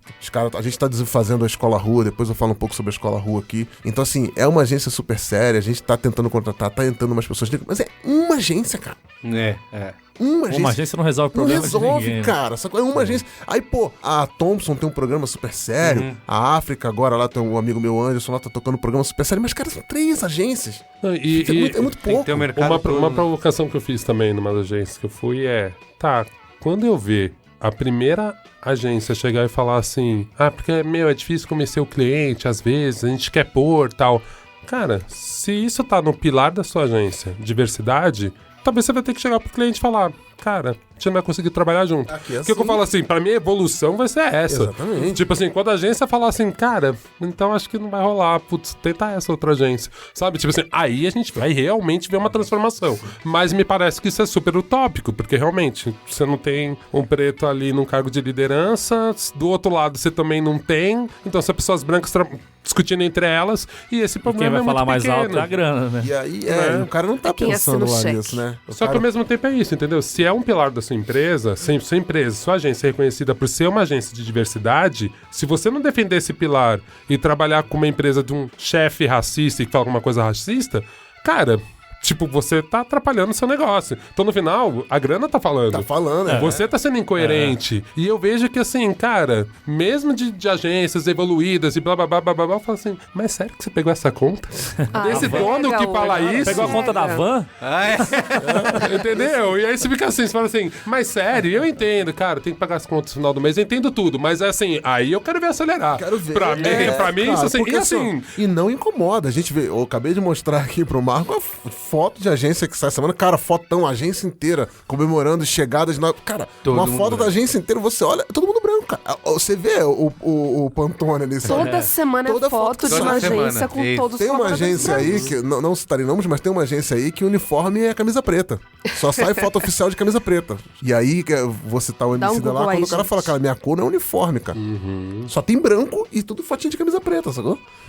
Então, mas assim, cara, de novo, se bater um cliente lá na porta, fala, beleza, cara, ó, se não tiver negro aí... Tem que bater um cliente tô num tirando seu minha negro, conta, né? Pra é. poder fazer um... E não, a gente não e é tem. isso, um e é isso. apavoro. Então, eu acho que o caminho, assim, quer ser rápido, Tem que vamos ser falar choque, lá com os caras, vamos falar lá em cima. Eu não quero mais papo com a E é agência, isso, vamos Felipe. cortar o caminho e falar com os caras, sacou? E é isso que pra mim tá me pegando num lugar muito ruim, assim, e que pode parecer em algum momento um discurso hippie e, na verdade, até utópico. Na verdade, pra mim é distópico. É assim, cara, eu não acredito que o dinheiro que vai ter que forçar as pessoas a isso. né? Porque é isso mesmo, vai, é distópico, agora, não é né? nem utópico, entendeu? Porque assim, é distópico, porque, cara, e aí? São 200 anos pra gente ascender e conseguir estar nesse lugar. Por isso que eu falo assim, a gente botaram muito na nossa cabeça que era pela grana que a gente ia ser enxergado quanto humano, mas eu já tô começando assim, eu já perdi, eu já saí, eu já tô na distopia, não é pela grana, assim. A gente vai ter que realmente tocar as pessoas, ou pelo afeto, ou por um outro lugar, de falar assim, velho, isso é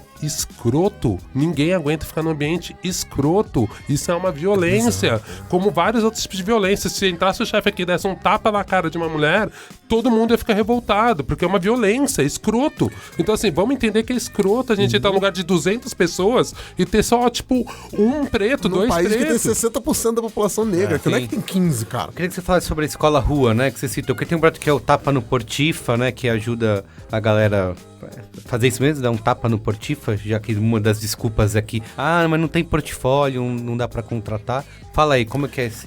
A Escola Rua é o seguinte, é um projeto antigo que eu tinha já.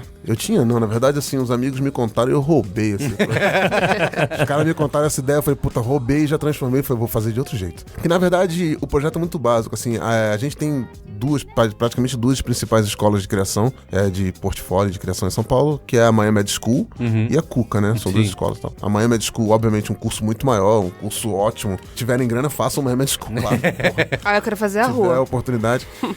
E daí, cara, quando os amigos me contaram uma ideia deles, que era fazer uma escola de criação gratuita pra galera que quisesse aprender. E daí era o Lucas Arantes, até roubei essa ideia deles, Lucas Arantes, o Pepo e o Vinícius Sipieski. E aí, quando eles me contaram, eu falei, cara, vocês se ferraram que eu vou fazer, vocês participando ou não. E daí eu criei essa Escola Rua, que é um projeto que a Yang tá bancando, a gente tá fazendo lá na Yang. Então é uma escola de criação para pessoas que não têm condições de pagar para uma escola de criação. Então a gente fez um recorte com alunos, pessoas da periferia, com faculdades mais de regiões periféricas, não as faculdades principais aqui, né, nossas principais faculdades que estão todas na publicidade. Pegou faculdades de regiões mais periféricas, bem Santa Amaro, Capão Redondo. E a gente selecionou a primeira turma com 14 alunos, são 7 duplas de criação, é a aula de criação. Então a gente selecionou essas pessoas, levou pra Yang e aí eles vão ter, são 10 sábados de aula de criação com os profissionais da Yang, então a galera diretores de criação da Yang, a galera da Yang tá dando aula pra uma formação. Então a gente fez um recorte com pessoas que estão terminando a faculdade no último período, ou seja, é o cara que quer ser criativo e ele ia sair da faculdade sem ter um portfólio, sem ter um conhecimento. Então a gente levou todos os periféricos, 50% negros, 50% mulheres e 20% LGBT, a gente fez esse recorte, acabou sendo 87% de negros, acho, 69% de mulheres. Estouramos todas as cotas, assim, conseguimos passar. Então são 14 pessoas, tem um aluno que é um homem trans negro. Isso tá rolando, tá rolando atualmente. Todo sábado. As aulas teve aula sábado, vai ter aula sábado agora. Tá acaba umas 10 aulas e começa a entrar outra turma? Ou tem um tempo a gente vai ter a assim? segunda turma, sim. É um projeto que a Eng bancou. E além disso, tem uma bolsa de R$300 pra eles estudarem, porque como é sábado, pra eles irem, poderem almoçar, tem uma bolsa de R$300 que a Eng tá bancando, e aí os profissionais da Eng liberados pra dar aula. E aí a ideia é que eles tenham essas 10 aulas, eles vão tá falando sobre publicidade, eles estão criando muita coisa para fazer um portfólio básico que eles possam apresentar nas agências, e depois a ideia é que a gente indique eles para um monte de agências para eles mostrarem essa pasta para tentarem vagas. Caramba, nessas agências. Pô, muito legal. E tem pra quem quiser saber mais, tem o Instagram, Escola Rua, e a gente começou agora há pouco tempo as aulas, essa turma vai até janeiro, eu acho que fevereiro, se forma em fevereiro. Porque tem os feriados aí, a gente vai parar pro Natal. Tá sendo, cara, do caralho, assim, a experiência. Depois vocês vão lá, conheçam os alunos, tá vendo, gente? Dá pra fazer, não é? Eu achei e não muito... precisa ser só pelos pretos. Cara, eu achei muito... Pra mim, mais interessante de tudo isso, fora o conceito todo, cara, é isso. A Yang tá dando R$300 pra tornar isso viável e possível. Isso. Porque eu vejo isso, as pessoas falam, não, mas eu abri. Se vira aí, né? Exatamente. Legal, ninguém veio, Então, assim, não só de... Porque eu tinha esse projeto, tentei emplacar em um monte de lugar. Tem um investimento, né? E a gente sempre esbarrava nisso. Puta, cara, mas eu vou ter que ter investimento. Consegui lugar, assim, de CD, tipo, o Acadêmico do Baixo Augusta falou pra mim, não, cara, usa aqui o nosso espaço pra fazer, mas sempre esbarrava em alguma coisa que não era possível. E daí chegou um momento, e aí, grande mérito também, não tô fazendo isso sozinho, tem o Jeff lá, tem a Thaís Gordon, o Edu Cirilo, a Mayara, que foi o momento que o Jeff chegou e falou, cara, beleza, mas sabe o que tá faltando aqui? É dinheiro, porque vai precisar. Vontade tem, talento tem, falta coisa. Então assim, a gente... E você vai ver, nem é muito dinheiro, né? Não, a gente contratou a Somos B, que é uma empresa que aliás, tem o Sistema B que você comentou no começo, é seu selo B, né? Mas a empresa Somos B, que ela trabalha em Paraisópolis, ela trabalha com preparação de mão de obra de pessoas da periferia, então ensina os jovens e tal. A gente contratou eles para ajudar a gente na seleção, porque, de novo, cara, sou um redator publicitário, não tenho tem um monte de falha, um monte de coisa que eu não sei, então a Somos B é o nosso parceiro, ela que ajudou a gente na seleção, a Etienne, lá o pessoal, então de selecionar essa galera, então, cara, alugar computadores, porque o cara tem que ter um computador pra trabalhar lá, então alugar computador, é computador pra diretor de arte, pra redator são 14 computadores, a gente tem lá de manhã, tem um lanche, um café da manhã, e a gente tá levando algumas pessoas pra ter uma conversa com eles, então eles tiveram um papo com o presidente da agência, o Davi,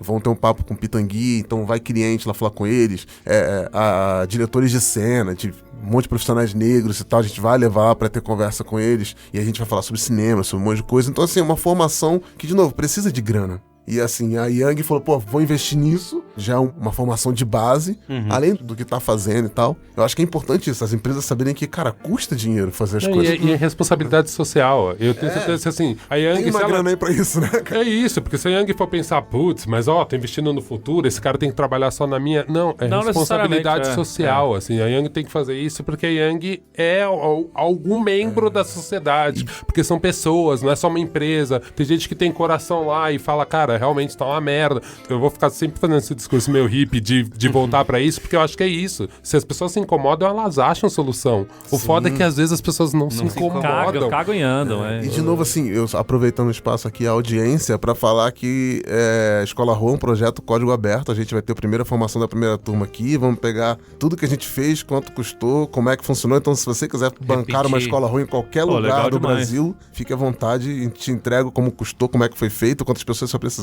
e você pode aplicar por aí. Então, assim, não é um projeto que vamos fazer só na Young, não. Sim. Estamos alinhados que a gente quer botar isso para muitos lugares, assim. E, de novo, no final das turmas aí, se você tem uma agência, vamos ver os portfólios dos alunos. Incrível. Demais. Muito bom.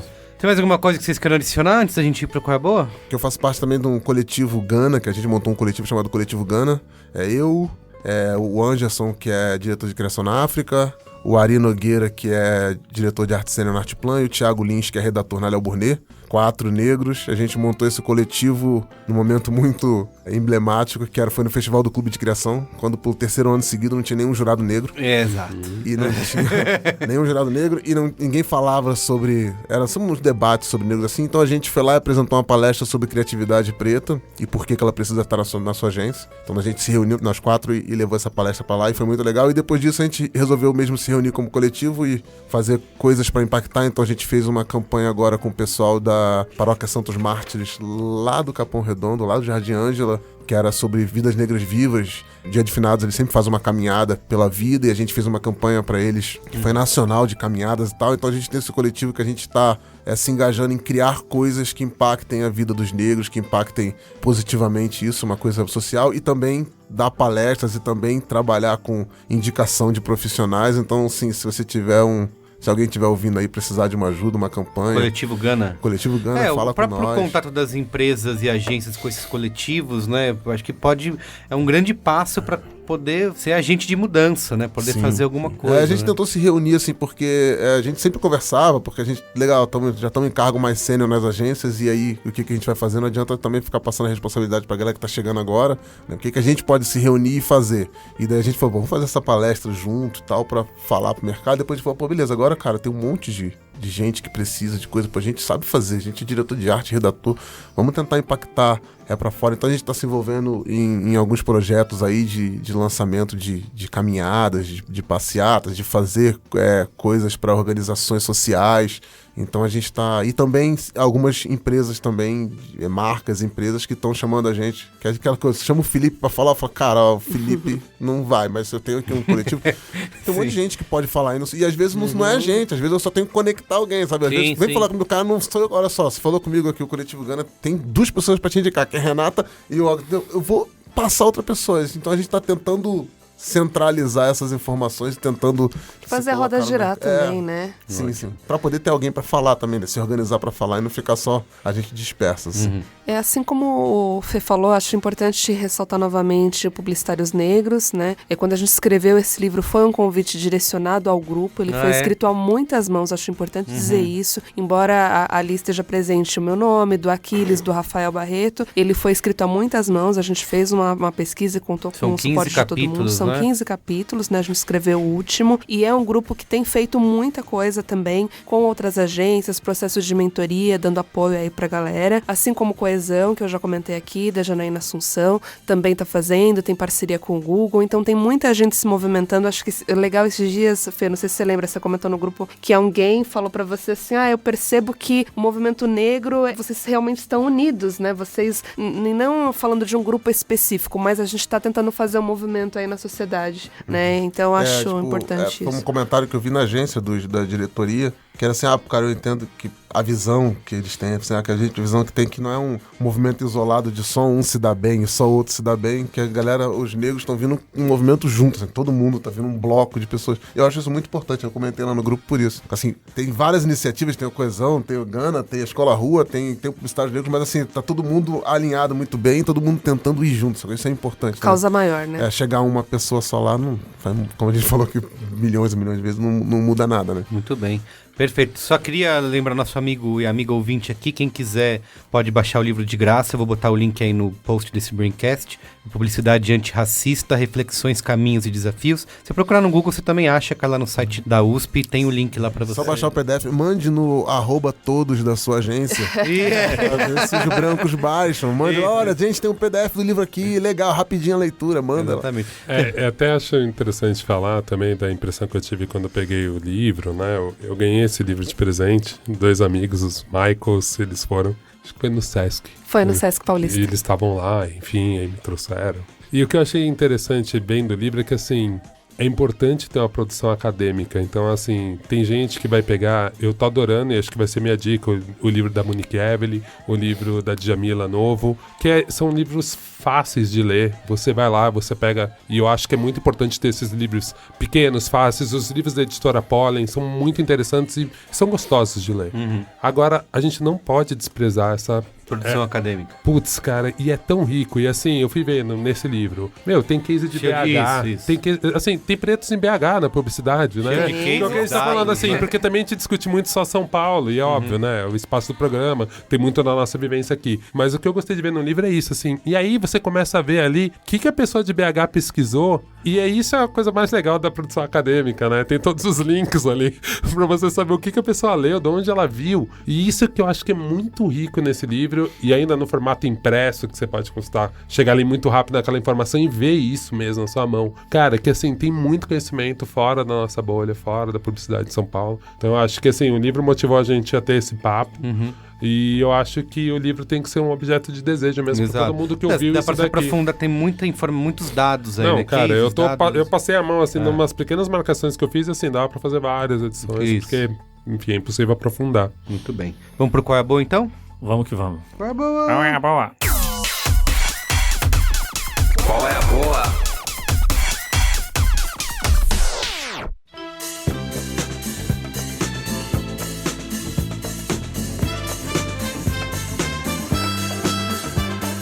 Vou começar aqui, hein, gente. E eu vou te falar que eu tô até meio sem jeito de fazer, porque parece que é temático, mas não é temático. Porque um já estava guardado há bastante tempo, como eu não venho gravar faz bastante tempo, furando de novo o bloqueio de Carlos Merigo.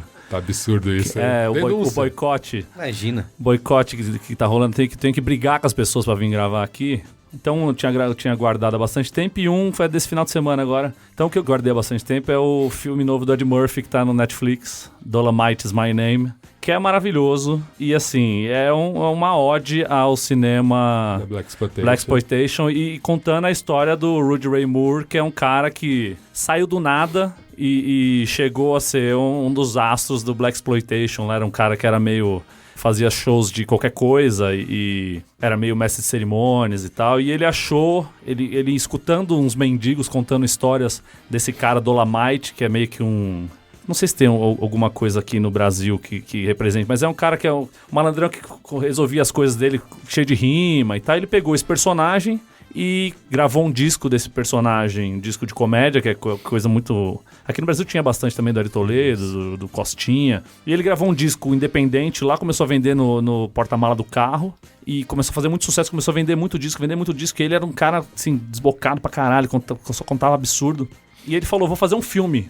E ele fez o filme. E é a história, o Ed Murphy contando como esse cara fez o filme, que é tudo improvisado, tudo cagado, e mostra algumas cenas reais do filme do Rudy Ray Moore. E o Wesley Snipes tá foda nesse filme, tá? Os caras estão falando que tá cotado pra ser coadjuvante no Oscar e tal. Tem o Craig Robinson, que é o cara do The Office. E é isso, é um filme muito divertido e o Ed Murphy é um gênio, né? Ele, assim, fez um monte de filme bosta nos anos 2000 e agora ele emplacou uns 3, 4 papéis aí, muito foda, e ele é foda. Foda. E aí vê depois, assiste o filme, depois vai no YouTube, procura os filmes, o filme Dolomite, que é o filme que ele se inspirou pra fazer e contar a história do cara, que ele fala que é uma ode que ele precisava fazer pra esse cara, e você vai ver que é muito mal feito. É muito mal feito mesmo, e por ser tão mal feito, era tão divertido. Então vazava o boom em cima, as cenas de luta são o menos verossímil possível, assim. O cara era devagar, e ele queria colocar Kung Fu no meio do filme. Ele falou, não, eu sei lutar Kung Fu. Aí ele levanta a perna, não vai na altura dessa mesa. Mas é muito divertido. Então Dolomite is My Name é o meu primeiro Qual é a Boa. E o segundo, na sexta passada, eu fui no Sesc assistir Preto Pelo Itamar, que é a peça que tá rolando lá, que é da história da vida do Itamar Assunção, um grande músico paulistano aqui, que na verdade não era paulistano, mas ele baseado em São Paulo, da época da vanguarda paulistana, e é muito foda, é muito bonita, a peça toda é muito bonita e ela toca muito no tema da negritude e do Itamar enquanto músico preto, tá ligado? E é um bagulho que ele falava desde sempre, mesmo quando isso não tava em voga, ele já era um cara que já batia nessa tecla, sabe? Que eu sou foda, eu sou preto, eu sou foda e eu arregaço e vocês vão ter que engolir. E é muito foda o texto da Grace Pessoa e da Ana Maria Gonçalves, direção da Annelise, que é a filha do Itamar. E o elenco é foda. Tulipa, minha amiga, canta pra caralho. A Yara, minha amiga, canta pra caralho. A Thalma canta pra caralho. O Fabrício Boliveira, que acho que é o mais famoso desse elenco, o ator mais consagrado. E o Nego Léo, eles dois meio que dividem o papel do Itamar. Ali, o Nego Léo como meio que uma aura do Itamar. E o Fabrício como o Itamar em pessoa. E a Cláudia Missura, que foi amiga do Itamar, e ela tem uma atuação, assim, maravilhosa. Você consegue enxergar bastante verdade no que ela tá falando ali. É uma peça muito foda, tem 2 horas e tanto de peça, e você assiste feliz da vida. Vão ver, tá no Sesc, eu não sei até quando, acho que até o fim do mês de dezembro, agora vai ficar no Sesc. Vão assistir, que tá bonito demais. Muito bem. Vou falar algumas coisas aqui. Uma importante, qual é a boa pra mim e que eu quero compartilhar e também fazer um pedido pra galera é quanto à Parelha Luzia. Parelha Luzia é um espaço de cultura, um espaço político, artístico, feito por negros. Cultural. Quilombo Cultural, né? Da Érica Malunguinho, nossa deputada estadual de São Paulo. E a gente tá passando por um período agora que estamos solicitando um financiamento coletivo para que a casa se mantenha, por conta da acústica, né? Ela fica ali num bairro ainda residencial. Então, para que ela exista e resista, a gente precisa desse financiamento coletivo para conseguir atingir a meta. Inclusive, faltam poucos dias. Então, nesse Qual é a Boa, queria pedir a ajuda da galera para isso. E fora isso, Qual é a Boa também, para mim, é compartilhar podcasters negros. Então, tenho aqui uma relação de nomes. Vou começar pelo meu. Meteora Podcast. Importante dizer que lá também a gente teve a Érica Malunguinho, teve um programa com ela, bem especial. Fui participar de uma virada política, né, fazendo um adendo aqui, e aí um podcaster branco me perguntou assim, nossa, mas como que vocês conseguiram deixar a Érica Malunguinho tão à vontade no Meteoro? Eu falei, então, por que você acha, né? Estamos em casa, né, então convite a vocês a ouvirem, entre outros como Ideias Negras, Podicitário, Negro da Semana, Pretas na Rede, O Lado Negro da Força, Lado Black, Perhaps, Frequência Modulada, Podcast Mano, Quebradeva, Afropai, Highcast, Programa Afro-Oriente, enfim, são muitos e eu acho importante dar voz a essas pessoas também. Incrível. Já queimou o meu, que era o Podicitário do Caio. Ah, falei. Bom. Maravilhoso, Caio, de Salvador. Maravilhoso. Muito bem. Posso falar então? Olha, eu quero também, aproveitando o tema aqui, indicar um filme que eu assisti no avião. E eu tô dizendo isso porque a gente geralmente usa o filme que eu assisti no avião porque vai indicar filme ruim, né? Ou filme mais ou menos, e aqui não é o caso. É um dos filmes que foi bastante comentado durante o Festival de Sundance, não tem ainda distribuição aqui no Brasil, apesar de já estar disponível nas plataformas de streaming gringas. Então, para você assistir, tem o velho Give Your Jumps, né? Né? Não que eu incentive, mas tem como você ver. Acontece às isso. vezes. O nome do filme é Lucy, ele é dirigido pelo L-U-C-E, dirigido pelo Julius Onah, é um diretor negro também que dirigiu o Paradox Cloverfield, sabe, da Netflix, Opa, que apanhou pra caramba. Você gostou, mas o filme apanhou e tal, e... O Lucy, a galera, tipo, é uma volta por cima dele, assim, porque... E ele bate muito naquilo que a gente falou aqui, que você falou, eu lembrei na hora, que é a história dessa pressão da etnia em cima da pessoa, né? Então você tem o protagonista, que é o Lucy, né? E ele é um cara que é um atleta, né? Estrela na escola, né? Durante o colégio, e todo mundo tem aquela visão idealizada dele. Então, ele é um negro exemplo, né? Então... Ele é baseado numa peça de teatro, então ele é bem verborrágico, e é incrível como ele consegue discutir várias questões super complexas, né, em cima com esses diálogos, e toda a pressão que tem em cima do cara, e todo mundo imagina e quer que ele seja uma coisa, porque ele é o negro exemplar daquela escola, daquela comunidade, e o cara não necessariamente vai conseguir... O cara é humano, né? O cara é humano, exatamente. E ele, cara, ele tem uma estrutura de suspense. Ele tá o tempo inteiro trabalhando que a merda vai vir, vai dar merda. E você mesmo fica em conflito, né? Porque o cara, ao mesmo tempo que ele tem aquela imagem, né? O cara é um atleta, super estudante, só tira notas boas e tudo mais. E só que o filme vai trabalhando, fazer você começar a desconfiar do cara, né? Cara, é muito foda, assim. Então, como eu falei, dê os seus pulos para poder assistir o Lucy. Ele é estrelado pela Naomi Watts e a Octavia Spencer, e discute muito essa questão de raça e identidade, e tem tudo a ver com o que você falou aqui e o que o Felipe também falou sobre ser o cara que todo mundo vem me perguntar, eu sempre sou o cara que tem que responder alguma coisa, sabe? Então acho que vale muito a pena assistir o Lucy, dirigido pelo Julius Onah. Tá bom? Renata já citou alguns podcasts e é muito louco, né? Quando você começa a fazer isso, eu já falei também sobre isso, você vai educando o seu algoritmo. E aí, um dia desses, meu algoritmo educado me indicou um outro podcast que eu não tinha ouvido e já tá há um tempo aí, que é o Angu de Grilo. Angu de Grilo, que belo nome, hein? Eu achei maravilhoso, cara. Esse podcast é da Flávia Oliveira e da Isabela Reis. A Flávia Oliveira vocês devem conhecer, é uma repórter conhecida, quem assiste, né? A Globo News, ela é um rosto conhecido. E ela se juntou com a filha dela. E eles discutem vários temas, alguns de temática negra, às vezes não. E é muito interessante que são duas jornalistas, tem um choque cultural aí.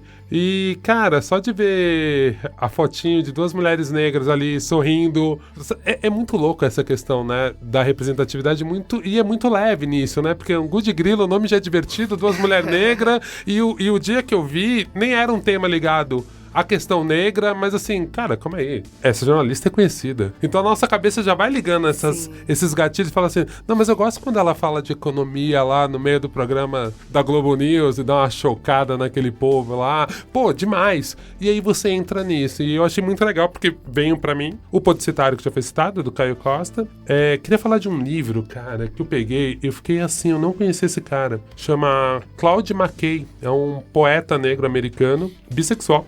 E não conhecia, cara, e ele foi lançado pela editora Grafatório Edições, lá de Londrina. E, cara, assim, além da história desse personagem, enfim, dessa pessoa que existiu mesmo, ser incrível, tem uns poemas dele no meio do livro. Cara, o trabalho gráfico disso daqui, ó, é pra fazer designer chorar.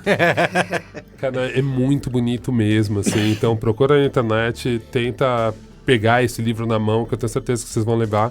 Quando vocês começarem a folhear e ler os poemas, vocês vão entender, assim, tipo, é base do rap ali, tipo, comecinho daquela escola de Harlem, dos escritores negros de Harlem, assim. E, cara, é um nome que nunca passou na minha cabeça. Depois eu fiquei com vergonha, dei um pequeno Google, falei, cara, ele tá relacionado a um monte de gente que eu gosto. Que é igual quando você adiciona um amigo no Instagram e fala, caralho, você é amigo de todo mundo. Marco Mello é um caso desse, já até viajou com os parentes e eu não conhecia o Marco. Eu falei, porra. A gente comentando assim, não, porque fulano tá falando assim, é irmão da minha mulher. Eu falei, caralho, te conheço há tanto tempo e não sabia dessa ligação. Não, então, eu tive essa sensação, assim, procurando um cara, falei assim, calma aí, eu li esse, e eu não sabia da existência desse rapaz. Já vou procurar. Claude McKay, maravilhoso. Leiam escritores e escritoras negras. Isso eu sempre pergunto e aí todo mundo fica, eu nunca li, então tá na hora. Né? E aí, última coisa, seguinte, vai rolar amanhã até domingo o encontrão dos designers ativistas na nova casa da Mídia Ninja. Então, peraí, começa na quinta-feira, dia 5 de dezembro? Dia 5 até dia 8. encontrar um dos design ativistas, entra no site designativistas.org, tem que se inscrever, mas, enfim, eles estão no espaço novo da Mídia Ninja, que é a nave, é gigante. Sensacional. Então, assim, cara, só se inscrever porque tem lugar. Tô aqui, né? Vai ter maior caos lá e o culpado sou eu. Não, é assim... Cara, procure, é muito legal porque assim, não vão ser só palestras. Então, por exemplo, eu vou fazer no domingo, no sábado eu vou estar lá de manhã fazendo leitura de portfólio, aconselhamento. Então, assim, é meio... Aconselhamento amoroso também? Depende. Aconselhamento geral, né?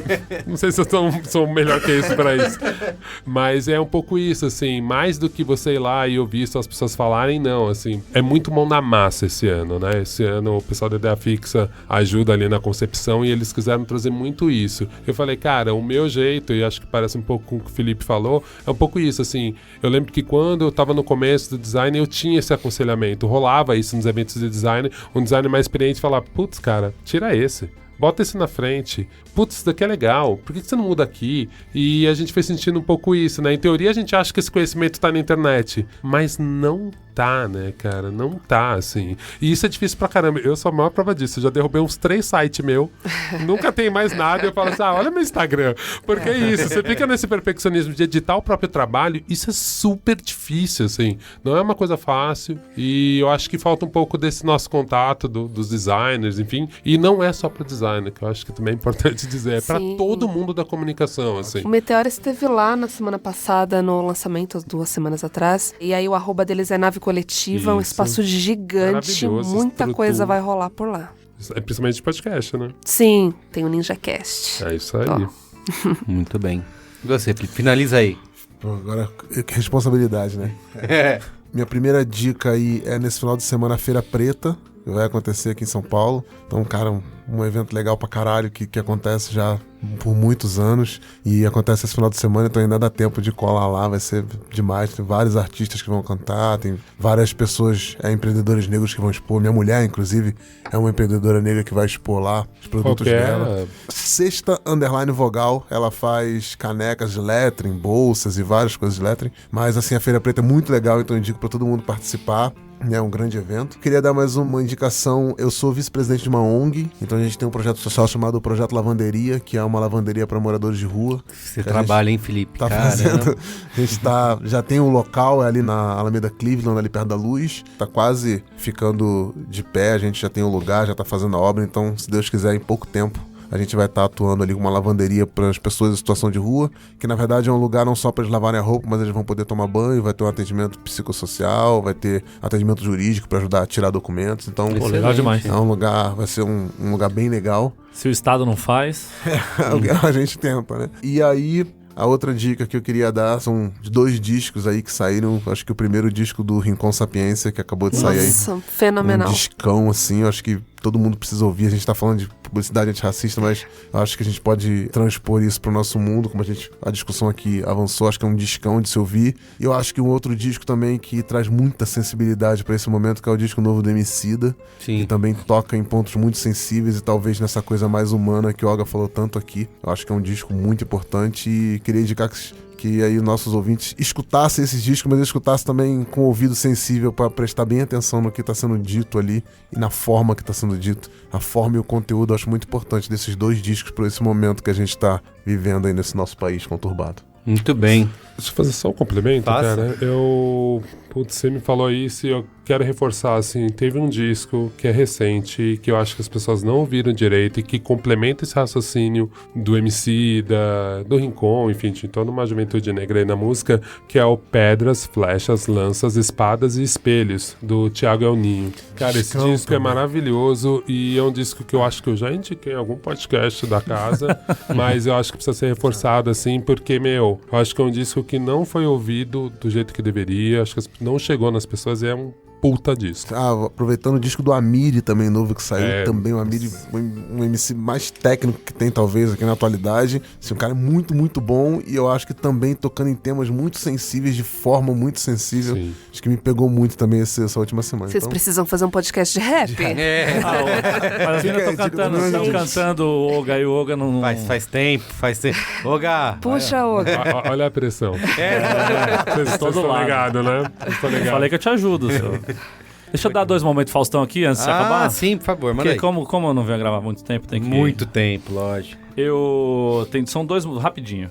História rapidinha. Um tempo atrás, um ouvinte aqui do programa veio e me mandou uma DM no Twitter perguntando de lugares em São Paulo que ele ia mudar pra São Paulo, que ele queria saber se morar na Bela Vista era legal, se morar no centro era legal, em Anhangabaú como é que era e tal, não sei o que. Eu dei algumas dicas pra ele e falei, meu, tal lugar, vem que você vai se dar bem e tal, não sei o que. Corta a cena, nosso presidente Luiz Inácio Lula da Silva é solto da cadeia e ia falar lá nos sindicatos metalúrgicos. Peguei meu filho, parti pra São Bernardo, tô lá no meio da galera e tal, não sei o quê. Na hora que eu tô indo embora, com meu filho no ombro, vem um moleque e faz assim, estica a mão assim, fala assim, momento Faustão. Eu falei, caralho, ele falou assim, mano, lembra daquela mensagem no Twitter, tá? Tô aqui em São Paulo, arrumei um lugar pra morar, tô aqui, caralho, que legal. Ele te encontrou lá. Que legal te encontrar aqui no sindicato, caralho, pô, fiquei até arrepiado. Então um abraço pro Léo Bigode, um momento Faustão especial aqui, te encontrar naquela hora tão feliz. Você fez o cara mudar pra São Paulo e ainda encontrou com ele. Pô, e no melhor lugar do mundo, né, caralho? Escutando Barba. E o outro momento Faustão, eu fui semana retrasada, eu fui pra Pouso Alegre, na verdade em Espírito Santo do Dourado, que é uma cidade que tem do lado, na festa de uns meus amigos mesquitas, Lauro e Thiago. E eu tô lá e altas da madrugada, porque foi uma festa que rolou 2 dias direto. Altas da madrugada, chegou uma figura, barbudo com violão de aço, tocando pra caralho. Aí fez um set de funk antigo ao ritmo de blues. Mano, uma figura com a camisa do AC/DC. E aí virou o AC/DC. Começamos a chamar ele de AC/DC. E aí, AC/DC, como é que tá AC/DC? Toca uma aí, AC/DC, pá, não sei o quê. E no final, os caras falam, não, porque o Marco Melo. Falou, pô, você é o Marco Melo do Braincast? Eu te escuto lá, dá um momento Faustão aí. Então, um momento Faustão pro vulgo AC/DC, o Alberto Muscaria, de Pouso Alegre. Não, eu sei o nome dele. Alberto Muscaria, de Pouso Alegre, grande violeiro, grande cantor, grande figura, e que me pediu esse momento Faustão num momento também ótimo. Caramba, Marcos. Que bom que você lembrou disso. Eu tive um momento Faustão meio engraçado. Eu fui no show do Emicida e aí eu tive que trocar na última hora de horário. Então eu já tinha tido um momento Faustão, porque eu troquei de horário, porque eu tava na Future Brand, aí num talk sobre negritude, na publicidade e tal. Então lá teve momentos Faustão também. E aí cheguei no lugar ali me botaram num lugar no cantinho, que era quase em cima do palco. Eu passando e meio constrangido, assim, ô galera, desculpa, eu tô lá no último lugar. Aí um menino no meio do nada, assim, momento Faustão! Cara. E eu pedindo licença e desculpa. O cara, ô Mendonça, momento Faustão! Eu falei, pô, fiquei meio constrangido, não deu tempo de falar, fala seu nome, deixa eu anotar. Eu tô muito... E depois um outro menino, na hora que eu tava vendo o Gui, eu tava assistindo o show, aí eu olho no celular e eu tava assim, 2% de bateria. Então eu fiz uma foto pra registrar e tal, saí, morreu meu celular, tudo bem. Eu sou tem uma coisa meio hipster que eu ando com uma Cybershot. E tirando foto com uma Cybershot. É sério? Opa, vou mostrar ela aí. Ela registra vários momentos. É uma Cybershot antiguinha. E não acaba a bateria. É meio hipster nunca, porque a galera fica na parada do 35mm. Eu falei, não, Cybershot 2008 ali, câmerazinha boa, maneira. 8 megapixels. Tá, e ela tem estética incrível. Tosca, maravilhosa. É o tosco certo. E aí eu fiquei tirando fotinha ali e tal. Depois eu olho no celular, o menino me encontra lá fora assim, momento Faustão, puta show, não sei o que, e depois eu vejo no meu celular em casa. Depois que carregou, ele tava do outro lado e ele tava me reconhecendo de longe, mandando mensagem no Instagram, assim, porra, tô aqui, que show, que foda. Também foi muito legal. Olga Minota. E eu tenho que aprender até essa disciplina aí de pegar o nome da pessoa na hora, exatamente. Direito, enfim, mas as pessoas tá se sintam amadas. Isso. Eu lembro de vocês, foi demais. Deu o apelido e pegou o nome real. Pois é, né? Eu não podia chegar aqui e chamar o cara, chamar o cara só de AC/DC, porque ia ser uma piada muito... Cara, e aí vocês os amigos dele... Parabéns. Cara, é um profissional Só o momento Faustão épico. Esses dois foram os melhores momentos Faustões da minha vida, porque foi em 2 momentos muito... Eu tava muito feliz. E a galera chegou, caralho, momento Faustão. Eu falei, não é possível. O que tá acontecendo? Eu fiz um hoje ao vivo aqui com a Juvalar. É verdade. Rolou. O Valar estava aqui. Muito bem, é isso, gente. É isso. Obrigado, viu? Foi ótimo. Foi. Obrigado, gente. Obrigado. Renata, Felipe, pela presença de vocês. Yoga e Marco, que também estão sempre aqui. É nóis. Né? Valeu, cara. Uma honra. Valeu, gente. Abraço. Valeu, tchau. Valeu.